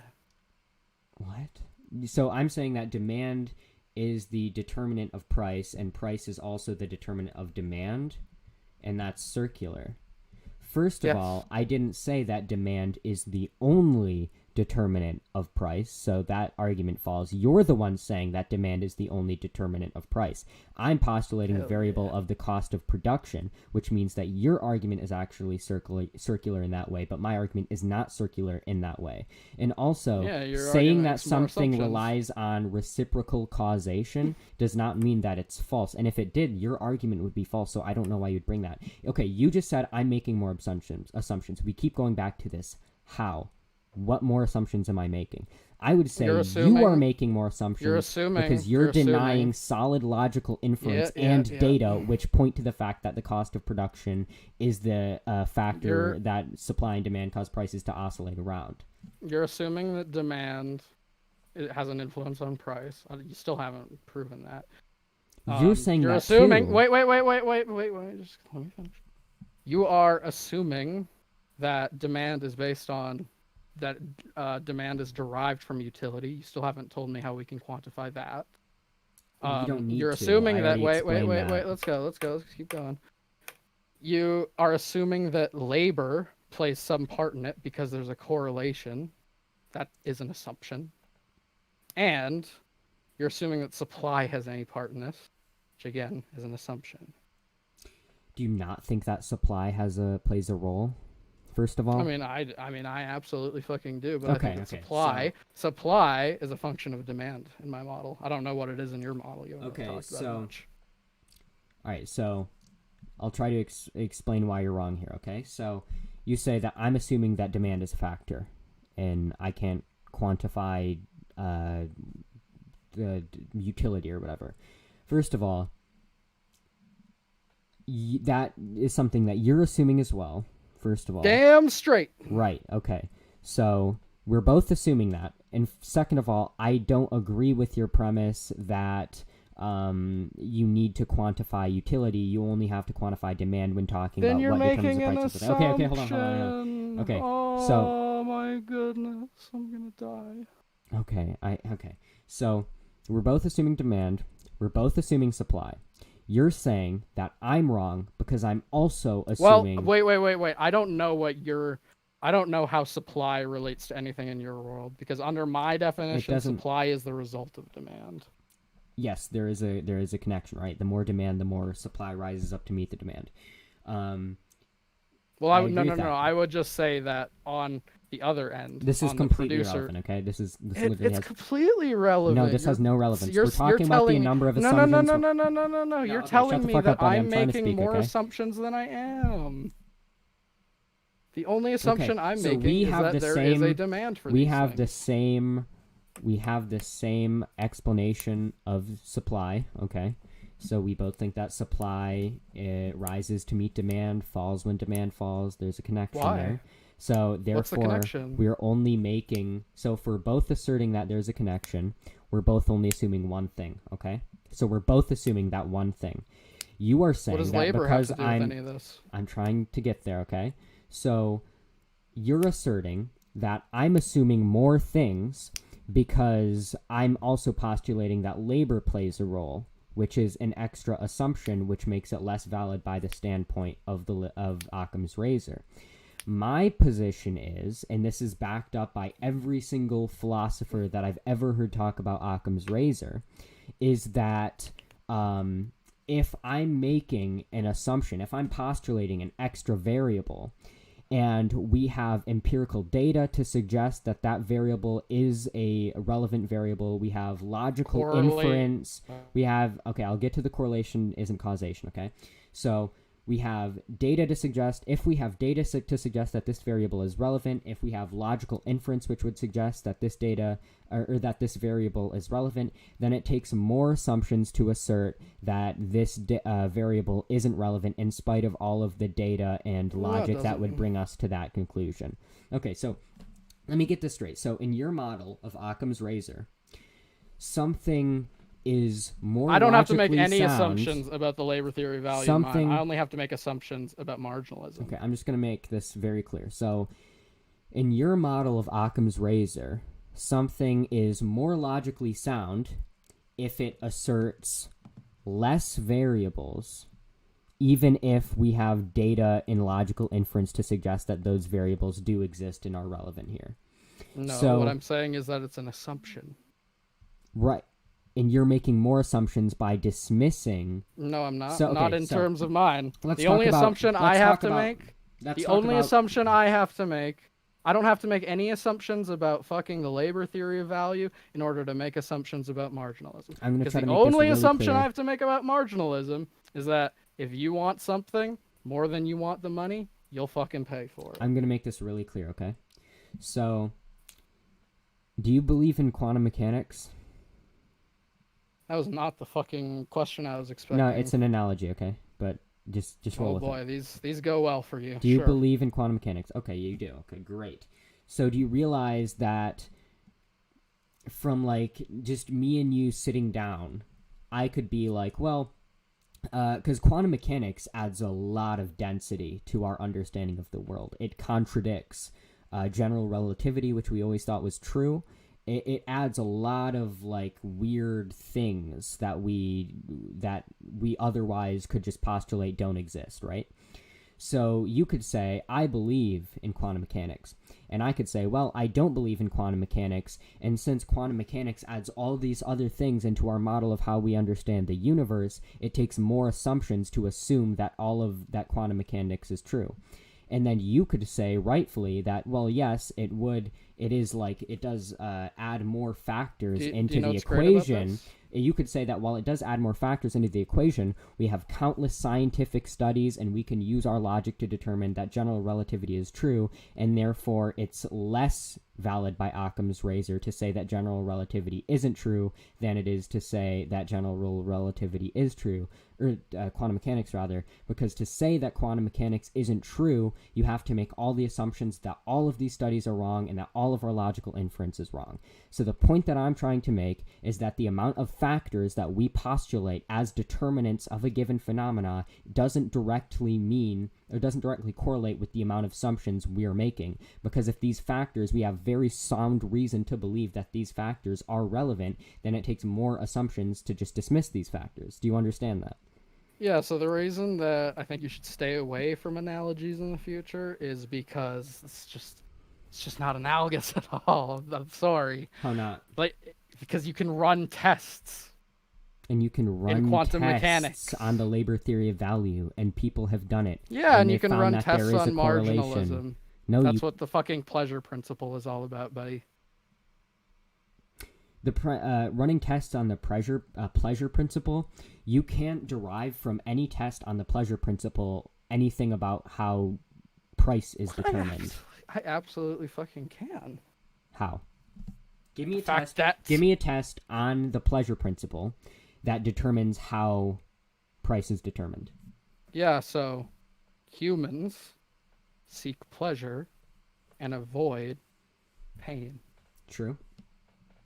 So when you're buying something, it would make sense. Nope. This isn't that you gonna would work, try buddy. to maximize your utility. This isn't going to work, buddy. As it is with every other point in life. You're trying to maximize utility. This really isn't going to work, buddy, okay?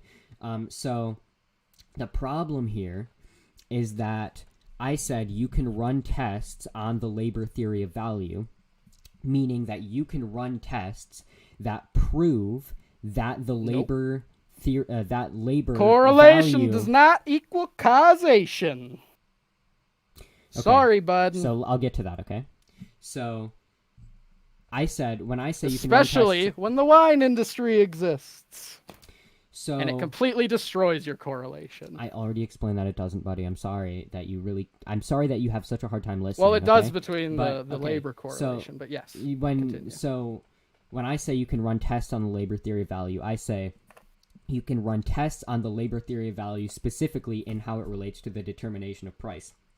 When you say we can run tests on the utility principle, you say that we can run tests showing that the utility principle is true. That isn't the equivalent of saying that you've run tests which demonstrate that it is the utility principle and demand which determines price in its totality. Humans, okay, and on let me their get to your most other fundamental point, okay? level, Because you made a bunch of different points. Right, so it's on you to argue why that isn't the case. So first of all, that actually doesn't unless you think psychology is a pseudoscience. No. I mean, maybe so first of all, that doesn't contradict the labor theory of value. Because if you're a capitalist, you're abiding by the pleasure principle. In order to maximize your pleasure, what's generally defined as pleasure in the in capitalism, to capitalists, what maximizes pleasure and therefore what they pursue is the maximization. What capitalists derive pleasure from, what they pursue, given the incentive structure of a capitalist system, is to maximize profit. Maximizing profit can only be done with reference to the cost of production. Because, again, you're only making a profit if you're selling for above the cost of production. So, damn, what someone you're should tell saying Elon Musk this. Actually... You fucking figured it out. You're going to save Tesla and SpaceX. That doesn't have any relevance to anything. They sell their products below the cost of production. And second of all, capitalists can only sell their products below the cost of production if they're making a profit elsewhere, else they wouldn't be making any profit. So it's completely unrelated to the labor then. You can sell your product for less than the labor, and the government can come in and give you a fucking bailout, and you're just fucking, you're fine. Absolutely not. That has no relevance to anything that I said. You can't sell products for below cost? You're running back and forth with like different claims. Do you realize how much of a blatant equivocation fallacy this is?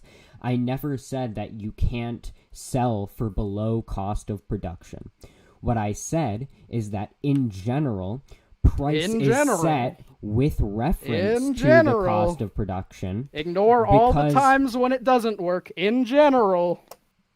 Holy fucking shit, dude. No, it's nothing that you have to ignore because the labor theory of Just value take into doesn't account say these 10 million other words. Talk taking for another 10 minutes and we'll have it explained. taking into account other factors like the factor that wine exists or like the factor that there are scenarios wherein the government can like bail you out or whatever. All of these assumptions.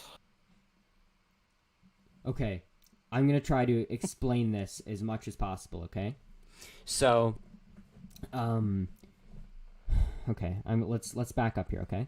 So, the first argument you're making here is you are saying that because there are scenarios wherein price isn't equivalent to the cost of production, the labor theory of value is wrong. This is not the case because the labor theory of value. Please, come on, buddy. All right, buddy. I'm gonna need you to stop talking. I'm gonna need you to stop talking. I'm gonna need you to stop talking. Okay. I'm gonna need you to stop talking. Okay. Okay. I'm so sorry. you're welcome.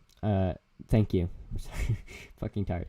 Anyways, so they're not exceptions. Okay, because for something to be an exception, this would have to be a phenomena which contradicts the assumptions of the theory that we are just making an exception for. The problem is none of the examples that you've given actually contradict the theory. Because well, the labor of course it doesn't, no, because come on, buddy. Come on, buddy. I'm sorry. I'm trying to. Nobody's adding on to it. This has been baked into the theory since its initial conception. None of these are assumptions. Okay, so yeah, none of this has anything to do with labor. I'm trying to stop talking, or I'm trying to finish talking, buddy. Okay, so I wish you would stop talking. Okay, so sorry. Oh. Okay, are you done? Yep. Okay, so the reason that these aren't exceptions is because an exception has to be something which contradicts the assumptions of the theory and what the theory would predict. These things do not contradict the theory. Ergo, they are not exceptions, and they are not something which in any way discount the validity of the theory.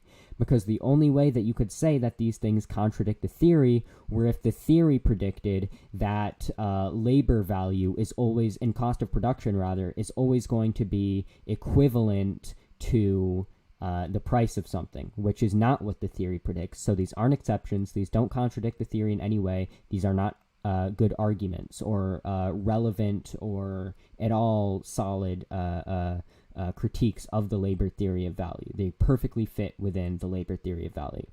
To get to the broader point that you're making, which is that I'm making more assumptions, okay? I'm going to bring this up again, okay? So, first of all, I have sound logical inference to assume that cost of production is a factor in determining price and is the equilibrium which supply and demand cause prices to oscillate around. My logical inference is that if you think about the mechanisms of capitalism, if there's a lot of demand for a certain good and there's not any suppliers, then more suppliers are going to flock there because people are selling over the cost of production until the price comes back down to relatively meet or perhaps go below the cost of production. So because profit can only be made with reference to the cost of production. So that's a sound logical inference that cost of production is a factor. We have data based on input-output tables. I know you say that correlation doesn't equal causation, but if you find a consistent correlation between labor values and consistent, if you find a consistent correlation economy-wide between labor value and price, and you see that these things generally, because the theory doesn't predict that in every single case this is going to exist, because Marx directly talked about certain circumstances and certain factors which can cause price to deviate from cost of production. So yes, what the theory predicts is generally. So you saying Sounds like a generally, shit that's theory not then, a but- cope. That's not saying that it only works generally is what the theory predicts, okay? Because the theory doesn't predict that this works in every case, of course. This saying like generally, it's not a gotcha, I promise, okay? Well, the thing is so, that and let me whenever finish, you let me say finish. general, You oh say- my god, you've you been say- talking for 5 yeah, fucking because minutes. you said a lot of and I can't real dumb respond. You shit. gotta go into Yeah, another exactly, point. because you said we a lot can't of real respond dumb to this shit. one Yes, point. true. You can write it down if you Oh want, okay? my god. So If I you wrote keep- them down, because- I would fucking fall asleep quicker. okay, Oh. then okay, it'll save me a lot of energy if you did that, okay? So because what I'm saying is that it takes less assumptions and it takes to believe that that cost of production doesn't play a role on the basis that I Wait, can before we provide go into this, sound can you just logical repeat- inference Before and we go into data this, please, that the I'm cost just- of production please. is a factor Oh, in determining no. price. So I've if I already can forgotten the produce first sound point. logical inference and empirical data that the cost of production is a relevant factor in producing God, price, dude. then it takes more assumptions to assume that that isn't the case. I have provided logical reasoning, and now I'm going to provide data. I provided data with the input-output charts. You said correlation doesn't equal causation. I would argue that if you have a theory which predicts that there will be a general correlation between cost of production and price and labor input and price, and you find that this correlation exists and that it exists consistently, I would say that it takes more assumptions by the criteria of Occam's razor to assume that this correlation that you can find across many, many industries and many different economies, it takes more assumptions to assume that that's just coincidental or spurious than it does to assume that, hey, this theory, which predicts that this would be the case and which has sound logical inference behind it, is just making correct predictions. Okay, so now you can speak. I could have fucking grand. I don't even remember what the original fucking thing Okay. you were responding to was. All right, When I ask, when okay, if I you can end the interrupt you debate and I if say, you want. Then if you don't understand, when I interrupt you and I try to say, hey, can we just stick to this point? yeah, Can we do that in the future? no. Because holy fuck, sitting here for 10 minutes while you fucking just rattle off multiple The funny thing is, points. when I debate people, very often, like my Lord of Patriarchy debate, very often, and even my debate with some ethno-nationalists a little while ago, very often I talk like roughly as much as the other person, sometimes more, because I do have a lot of things to say, but usually it's not nearly this bad. The only reason I'm having a problem with you in particular is because you don't fucking understand Okay, anything can we- that's coming out of my mouth, okay? Can we go back to the So, first yeah, half of what you let's- said? Because I let's had a point. Bring there, up your but I point of forgot it. contention. All right. What was the first half of the point you were making? Because I totally forgot it. I can't even remember what the fuck you were responding to now. The first point was that, essentially, I was saying that it takes. I remember one of the larger points I made was that it takes less assumptions to That was the assume second that the point. labor theory value is true. That was the second. You can't Well, no, even the second remember point. your Well, own the arguments. second point was about correlation and Bro, causation. if you can't even remember your own arguments. No, because the second point was about don't get- correlation and causation. Wait, so what was the first point about again? I think the first point was about what takes more assumptions. Well, do you remember the last thing that you said? Because if I said something else, No, it's I probably in don't. You response talked to for you. so fucking long. I can't remember fucking anything we were talking about prior okay. to that. This I mean, is the maybe problem. maybe I wouldn't this have is- to talk so long if you didn't. Well, if this you is could the problem with a understand what I'm gish gallop. saying. I don't even know what the fuck I'm responding to anymore. Right. You said so much. If you could understand what I'm saying, I would be able to talk a lot faster. The problem is I'm having to speak very slowly and explaining my ideas very methodologically because you have like completely missed what I'm saying and completely not understood. The reason what that I've I been keep saying missing what several you're times. saying is because you fucking just read a Bible every time I ask you a No, simple I only question. started having to go through very small and methodological explanations after you like completely misunderstood like 7 different things I said. Really? You But- wanna put money on that? Okay. Yeah, I mean you're recording this. I'll fucking put money on it. I can guarantee you were talking way more than me before we ever got into that. Okay. I guess not. So do you have an argument? No, I don't even remember what the fuck you were saying, bro. I had an argument, yes, but I fucking forgot it because you talked for like 5 more minutes. Okay, so about something unrelated. No, well, it wasn't unrelated. It was all in direct response to everything that you said. I mean, you say that, but you couldn't even remember your own fucking point. You had to like. Well, sit there, how would that mean that it wasn't in this response to something that you said? Okay. Okay. I don't think. I'm gonna be completely honest with you. I don't think that we're making any headway here. Feels like we're going in circles. To you, I guarantee for you, it feels like I'm talking around in circles, and to me, it feels like you're talking around in circles. I mean, but I've addressed your points, and you're just like not understanding what I'm saying. Like you just keep making this argument that you keep going back to of like the labor theory of value makes more assumptions. I keep explaining. Yeah, but I keep explaining that by the criteria of Occam's razor, if the extra factors that I'm postulating can be shown to be logically and empirically sound, then it actually takes more assumptions to just, okay, great. Then we have the basis for an argument. Wine industry. Okay, I'm going to say this again. You keep saying generally to excuse when it doesn't work for you. No, it does work, okay? Then why do you have to keep saying generally? I don't have to say generally. I can just fucking say what I believe. I don't have to say, well, generally this is how it works.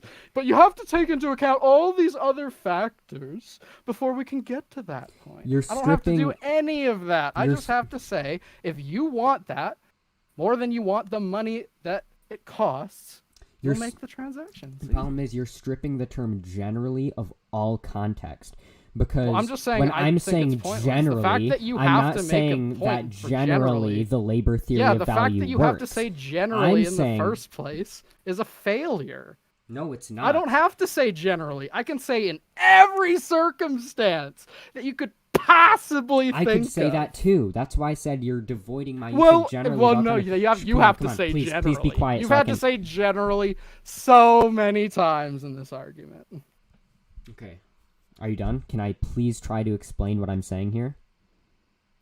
Are you done? Sure. Can you? Okay, good. I mean, you keep saying like I'm. Oh my god! I thought you were done, dude. Come on. Well, the problem is that let me explain this to you, okay? Let me explain this to you. You keep saying like I'm gonna explain it to you, but then you never do. Because you keep fucking interrupting me, my dude. If you could just shut the fuck up for like 5 minutes, then I could explain this to you. Okay? So when I say generally, you said, oh, well, I could say that it works like this in every circumstance. I could say that too. I could say that in every circumstance, the determination of price has to do with supply and demand causing fluctuations around the equilibrium price, which is the cost of production. I could say 3 assumptions in every scenario. You are saying 3 assumptions. No, but it takes more assumptions to deny that labor value is a factor. No, I don't have to make any assumptions. No. Okay. You have to argue why mine isn't correct. We almost had. And you failed. We almost had the point. You've utterly failed. You just walked around in circles and haven't made any points. I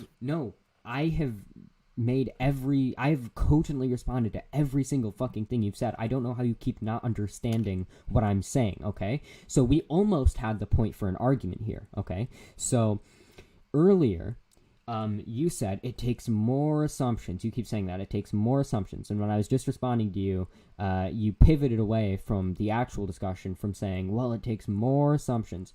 And I've continually said that if I can provide you sound logical inference and empirical data to suggest that this is a factor, it actually takes more assumptions to say that it isn't a factor. And you keep saying, well, yeah, but there isn't sound logical inference and empirical data. And you haven't responded to the inference or data that I've given you. Correlation proves your point when it doesn't. I can show you industries where it's not correlated, and then you have to give me a fucking you have to give me like a fucking Bible's worth of explanations for why it isn't. All I have to do I've is responded assume to one all thing. of these arguments so far, my dude. Do you understand that? I've responded to all of these arguments that you're currently making.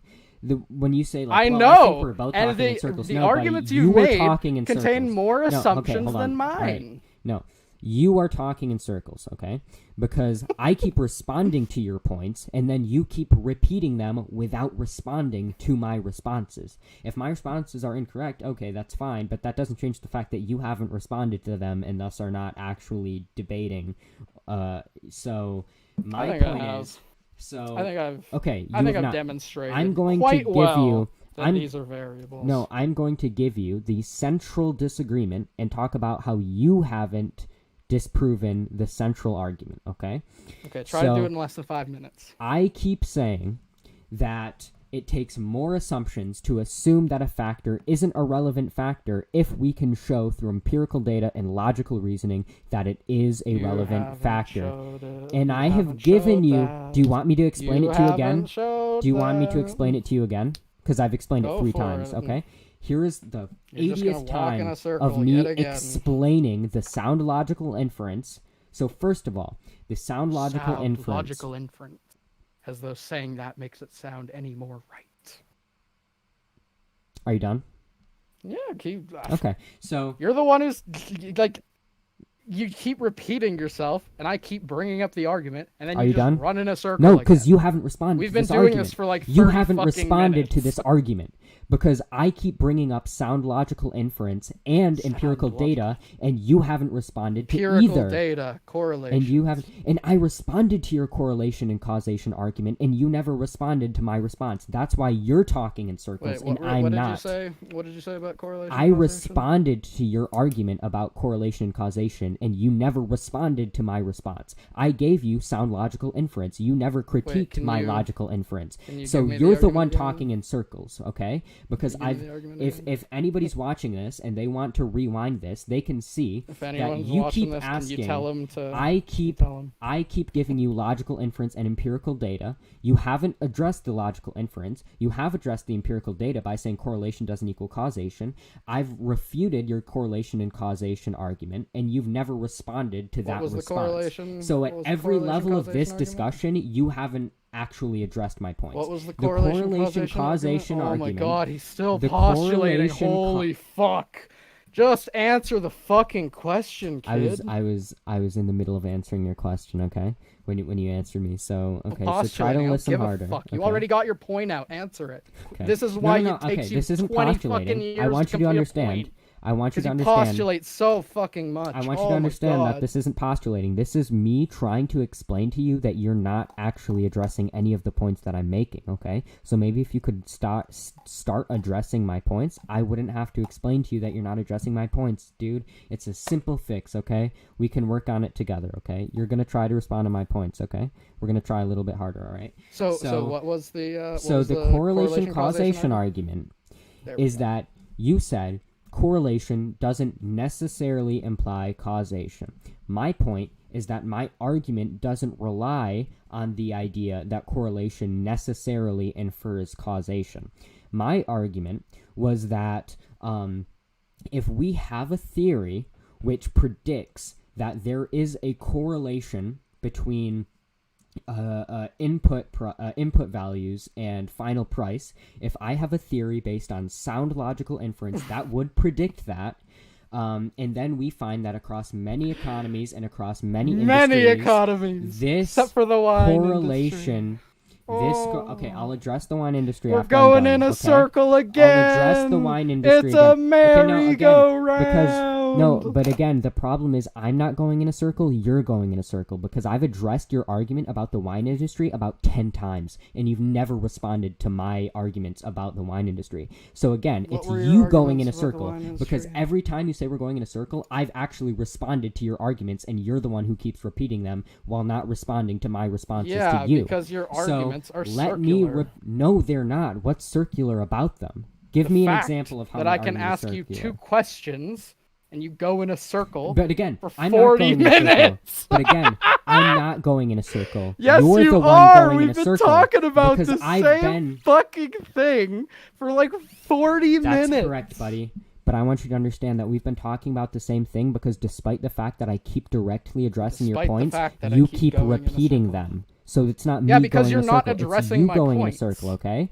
No, The I am first addressing your response points. addresses my I've first addressed point, your argument and then about the second response ignores my 1st point. So I I've- have to bring it up again, I've addressed- and then you go in a merry-go-round. No, because your point about the wine industry that you think defeats my point about the counter argument to your because you correlation keep causation saying, "Oh, thing. they're generally correlated." Well, Correct. except for Thank here. you. You finally well, got it, here's buddy. all the explanations. Here's the 4 variables that explain that. Okay, I only need 1. Okay. Sorry. I don't need labor.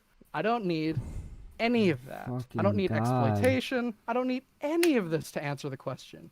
And unlike you, I don't go in a circle when I answer the question. You're the only one here going in a circle because I keep responding to these arguments that you're making, and then you just repeat the arguments without responding to my responses. That's definitionally going in a circle. I'm not the one going in a circle here. Okay? Yeah. So shut the fuck up. Let me explain. No. I'm going to explain this to you. Okay? I have. I'm going to explain to you the wine industry. You're going to talk for 5 hours. I'm going to explain to you the wine industry. Okay?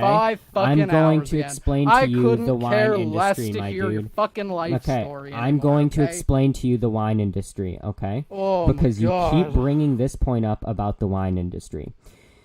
The problem with your argument about the wine industry is that you are asserting that the fact that there isn't a causal relationship, there isn't a direct causation, and there isn't like a direct one-to-one thing of the cost of production to the price of a wine, that contradicts the labor theory value, and then it's an exception, and it discounts the labor theory of value to make that admission.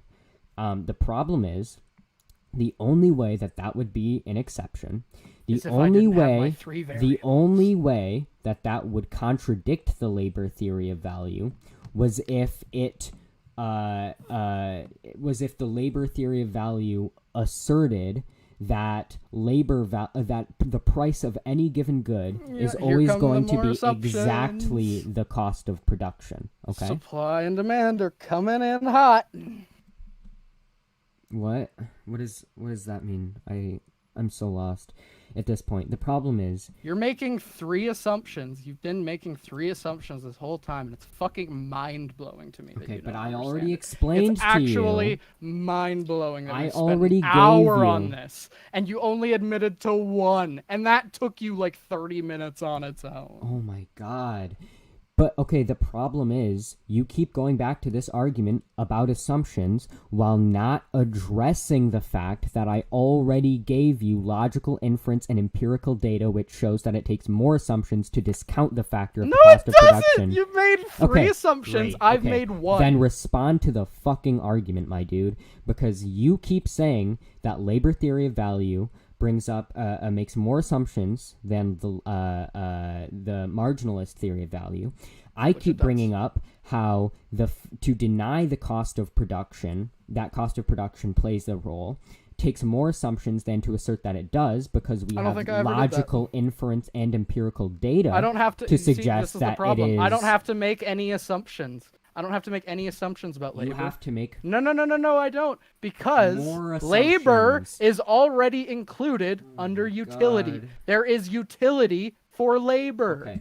But if you're denying the labor theory of value, you are asserting that the cost of production isn't the equilibrium which supply and demand cause prices to oscillate around. Okay? So if you are going to deny the labor theory of value, you have to say that the cost of production does not play that role. I've given you a logical explanation as to why it does play that role, and I've given you data to suggest that it does play that role. You say that the data. He's gonna go in a circle again. You say that the data is irrelevant because correlation doesn't equal causation. I explain that by the criteria of Occam's razor, it would be more rational to assert causation. You bring up the wine industry again, which is a complete non sequitur. Oh no! Okay, how old are you? I'm seriously curious. No, address the argument. You didn't finish your point. I'm just curious. How old are you? No, you're gonna address the arguments that I'm making, okay? You're under because 18, you're running away, dude. You're pivoting away. The problem is... Okay, finish your point. Okay, all right. So you keep saying, I take more assumptions. I've demonstrated to you that I don't make more assumptions because I've given you logical inference and data. You just discount the data by saying correlation doesn't equal causation. I explained that to assert that it's just spurious correlation takes more assumptions than to assert that it's because the labor theory of value is right. And then you bring up the wine industry as if that's not a complete non sequitur. I'm making assumptions about marginalism. Marginalism does not say anything about labor. You keep saying you're making more assumptions because you're assuming that the labor... No, I don't need to assume anything about the labor theory. Well, you do. You have to assume that it's incorrect. No, I don't. I just have to assert. No, you have to assert that marginalism is a better explanation, and I've done it. Yes. And in damn straight I have, buddy! Oh man, we finally got there! An hour and a half! No. Oh my god. No. I sat through the fucking computer problems. We finally got there. No. He finally admitted it. Oh my god. What did I admit? Okay, everyone on YouTube. No, I'm what did so I'm sorry. Fucking what did I sorry admit? For how torturous this has been. What did I admit? But let's have a good day. What did I hope admit? That you guys enjoy. No. You're gonna answer me. You're gonna answer me. What did I admit, dude? Have fun, guys. No, what did I admit? Oh my god. Holy shit, he left. Okay, so I'm going to explain to you what's going on here, okay? If you don't get it, if I'm really that bad at explaining shit and this guy just, like, doesn't understand. Okay, so he's saying that the marginalist theory of value takes less assumptions. I said that because we have data and reasoning to suggest that it doesn't take more assumptions and that the labor theory of value actually that since we have sound logic and data to suggest that the cost of production is the determinant or the determinant of the value, meaning the equilibrium price of goods on a market, that therefore to assert that the cost of production isn't a role or doesn't play this role makes more assumptions. Okay, that was my argument.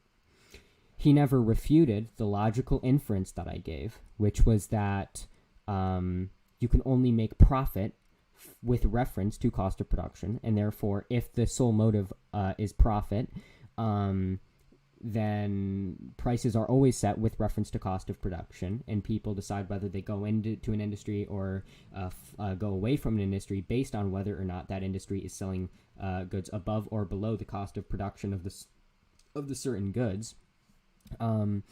So he never responded to that logical inference as to why the labor theory of value is true. The only way in which he responded to my data, which determined that, or which supported the notion that the labor theory of value is true, is by saying that correlation doesn't equal causation. But then I explained by the criteria of Occam's razor, it's more likely that this data suggests that the labor theory of value is true than that this correlation is just completely random, that you just randomly find this correlation across several economies and several industries. And then he responds to that by bringing up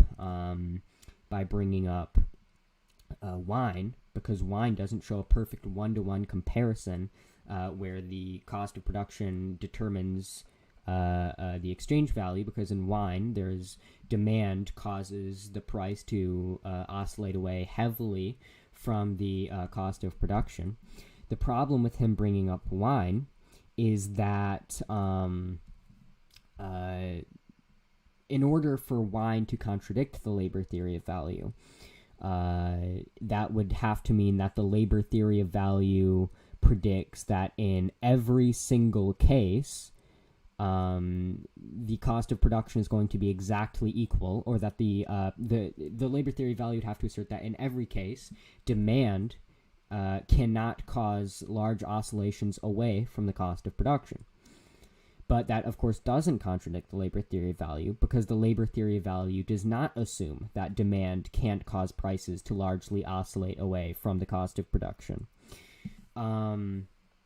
So the wine thing is completely useless, right? And he's saying, well, the theory is not good if it only it predicts general trends, or if it can't predict these certain cases I'm bringing up, like the wine industry. Problem with that is that the labor theory of value doesn't not predict the wine industry. These aren't exceptions, because the labor theory of value doesn't not predict that demand can oscillate price away from the cost of production. In fact, Marx talks in his works about how factors like demand can cause price to move away from the cost of production. So bringing up the wine industry is completely irrelevant, right? It doesn't undercut the labor theory of value. It doesn't undercut the general correlation. And appealing to the fact that the correlation is general and not always observable, again, doesn't discount the labor theory of value, because the labor theory of value doesn't predict that this is relevant in every case, okay? So the wine industry is completely irrelevant.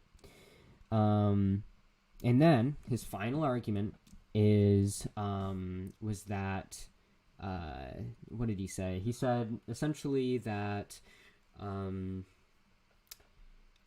that he is making less assumptions because he doesn't have to assume anything about the labor theory of value. That's quite clearly incorrect, because I invited him on here to debate the labor theory of value, okay? And so clearly the labor theory of value, since he's debating against it and postulating that the subjective theory of value, the marginalist theory of value, is more useful than the labor theory of value and is right as opposed to the labor theory of value, clearly the labor theory of value is not reconcilable with the subjectivist theory of value, right? So for him to say that he doesn't have to make any exceptions to believe in the marginalist theory of value is wrong, because he has to make the assumption that the labor theory of value isn't true in order to say that the subjective theory of value, the marginalist theory of value, is true, because the labor theory of value contradicts the marginalist theory of value. So he actually does have to make that assumption. And as I said, to make that assumption that the cost of production doesn't play a role in determining the price of commodities, which he stated is what he believes several times throughout the debate, to make that assumption that the labor theory of value is false and that the cost of production isn't the equilibrium price for goods on a market, that is an assumption. That is an assumption about the labor theory of value, which I've demonstrated to be most likely a false assumption, because he never responded to my logical reasoning for why the labor theory of value is true, and he never sufficiently responded to my argument from data, because I'd bring up the data, he'd bring up causation correlation, I'd bring up my response to that, he'd bring up wine, I would bring up my response to that, and then he would not respond to, he never once responded to my response to the wine thing, aside from saying like, then that means that your theory only works generally, which I explained is incorrect, and then he never responded to that. So just trying to really get across here how he never actually addressed any of the things that I said, or he never responded to my responses to his argument. So, yeah, in the idea, so just to really like nail it home, like the idea that he doesn't have to make any assumptions about the labor theory of value is not true, because he has to assume it's wrong. And if he doesn't, if you were to say that, no, I don't have to assume that the labor theory of value is wrong, because labor theory of value doesn't necessarily contradict the marginalist theory of value, well, then his whole entire argument falls apart, really. Because why are you arguing for the marginalist theory of value as opposed to the labor theory of value if the marginalist theory of value doesn't contradict the labor theory of value, right? So that's, I guess, what I wanted to drive home. Like, I know we got really, I guess not heated's not really the word I'm looking for, but I wanted to get really, I know we got really, like, jarbled, and it did seem like we were going in circles because he was going in circles. But yeah, I just wanted to sort of explain that in every point in which it looked like we were going in circles, where I had to repeat myself a bunch of times, it was purely because I had to repeat myself because he would keep making the same claims, and then when I would bring up my counterclaim, he would never respond to my counter argument and would just keep making the claim while not addressing my counter argument to that claim, and that's why it seemed like we were going in circles so much. So yeah, I guess that's what I would say about that. I honestly don't know what he said about like what I agreed to at the end there. Maybe I misspoke. What I thought I was agreeing to was that he said that I honestly can't even remember, but I don't know. Like what he was saying, the end point he was making about not having to make any assumptions. I'm not agreeing to that. That's quite flatly false, as I've just explained to you guys. I can't remember what I thought I was agreeing to at the end or why he like freaked out. Yeah, I think to be honest, the reason he like spurred out, I don't want to use that, that sounds like an ableist term, but the reason he like kind of freaked out at the end there and was like, so you admit it, and then left is because he was frankly getting blown the fuck out and didn't have any responses to my arguments that I was making. And so he was just like looking for an out where like if I said yes at the wrong time, he could be like, so you agree I win, and then storm away while like not listening to anything else that I said, so he wouldn't have to like address my arguments. So I think that that him leaving at the end was quite clearly a cop-out because as we saw throughout the debate, this guy clearly didn't have responses or adequate rebuttals to any of the things I was saying to him. I think that was absolutely bad faith. Like I don't think that guy was in good faith at all. I think this guy was just like another like Destiny clone who's like memorized all the Destiny mannerisms and is trying to like, I guess, win debates. Like he really doesn't care about like having an honest conversation. That was because he was very willfully ducking the arguments I was making and pretend like I hadn't already made them. Yeah, those I don't know. I don't even know if I should upload this. I mean, this was entirely unproductive, but maybe I'll do it just for the slam dunks because yeah, I definitely feel like I won that one. All right, well. You know, I will agree with him on one thing. Like, if you guys watched through this entire thing, I am incredibly sorry, because holy fucking shit, dude. Oh my god. Alright, well, good night, guys. Alright, I love you.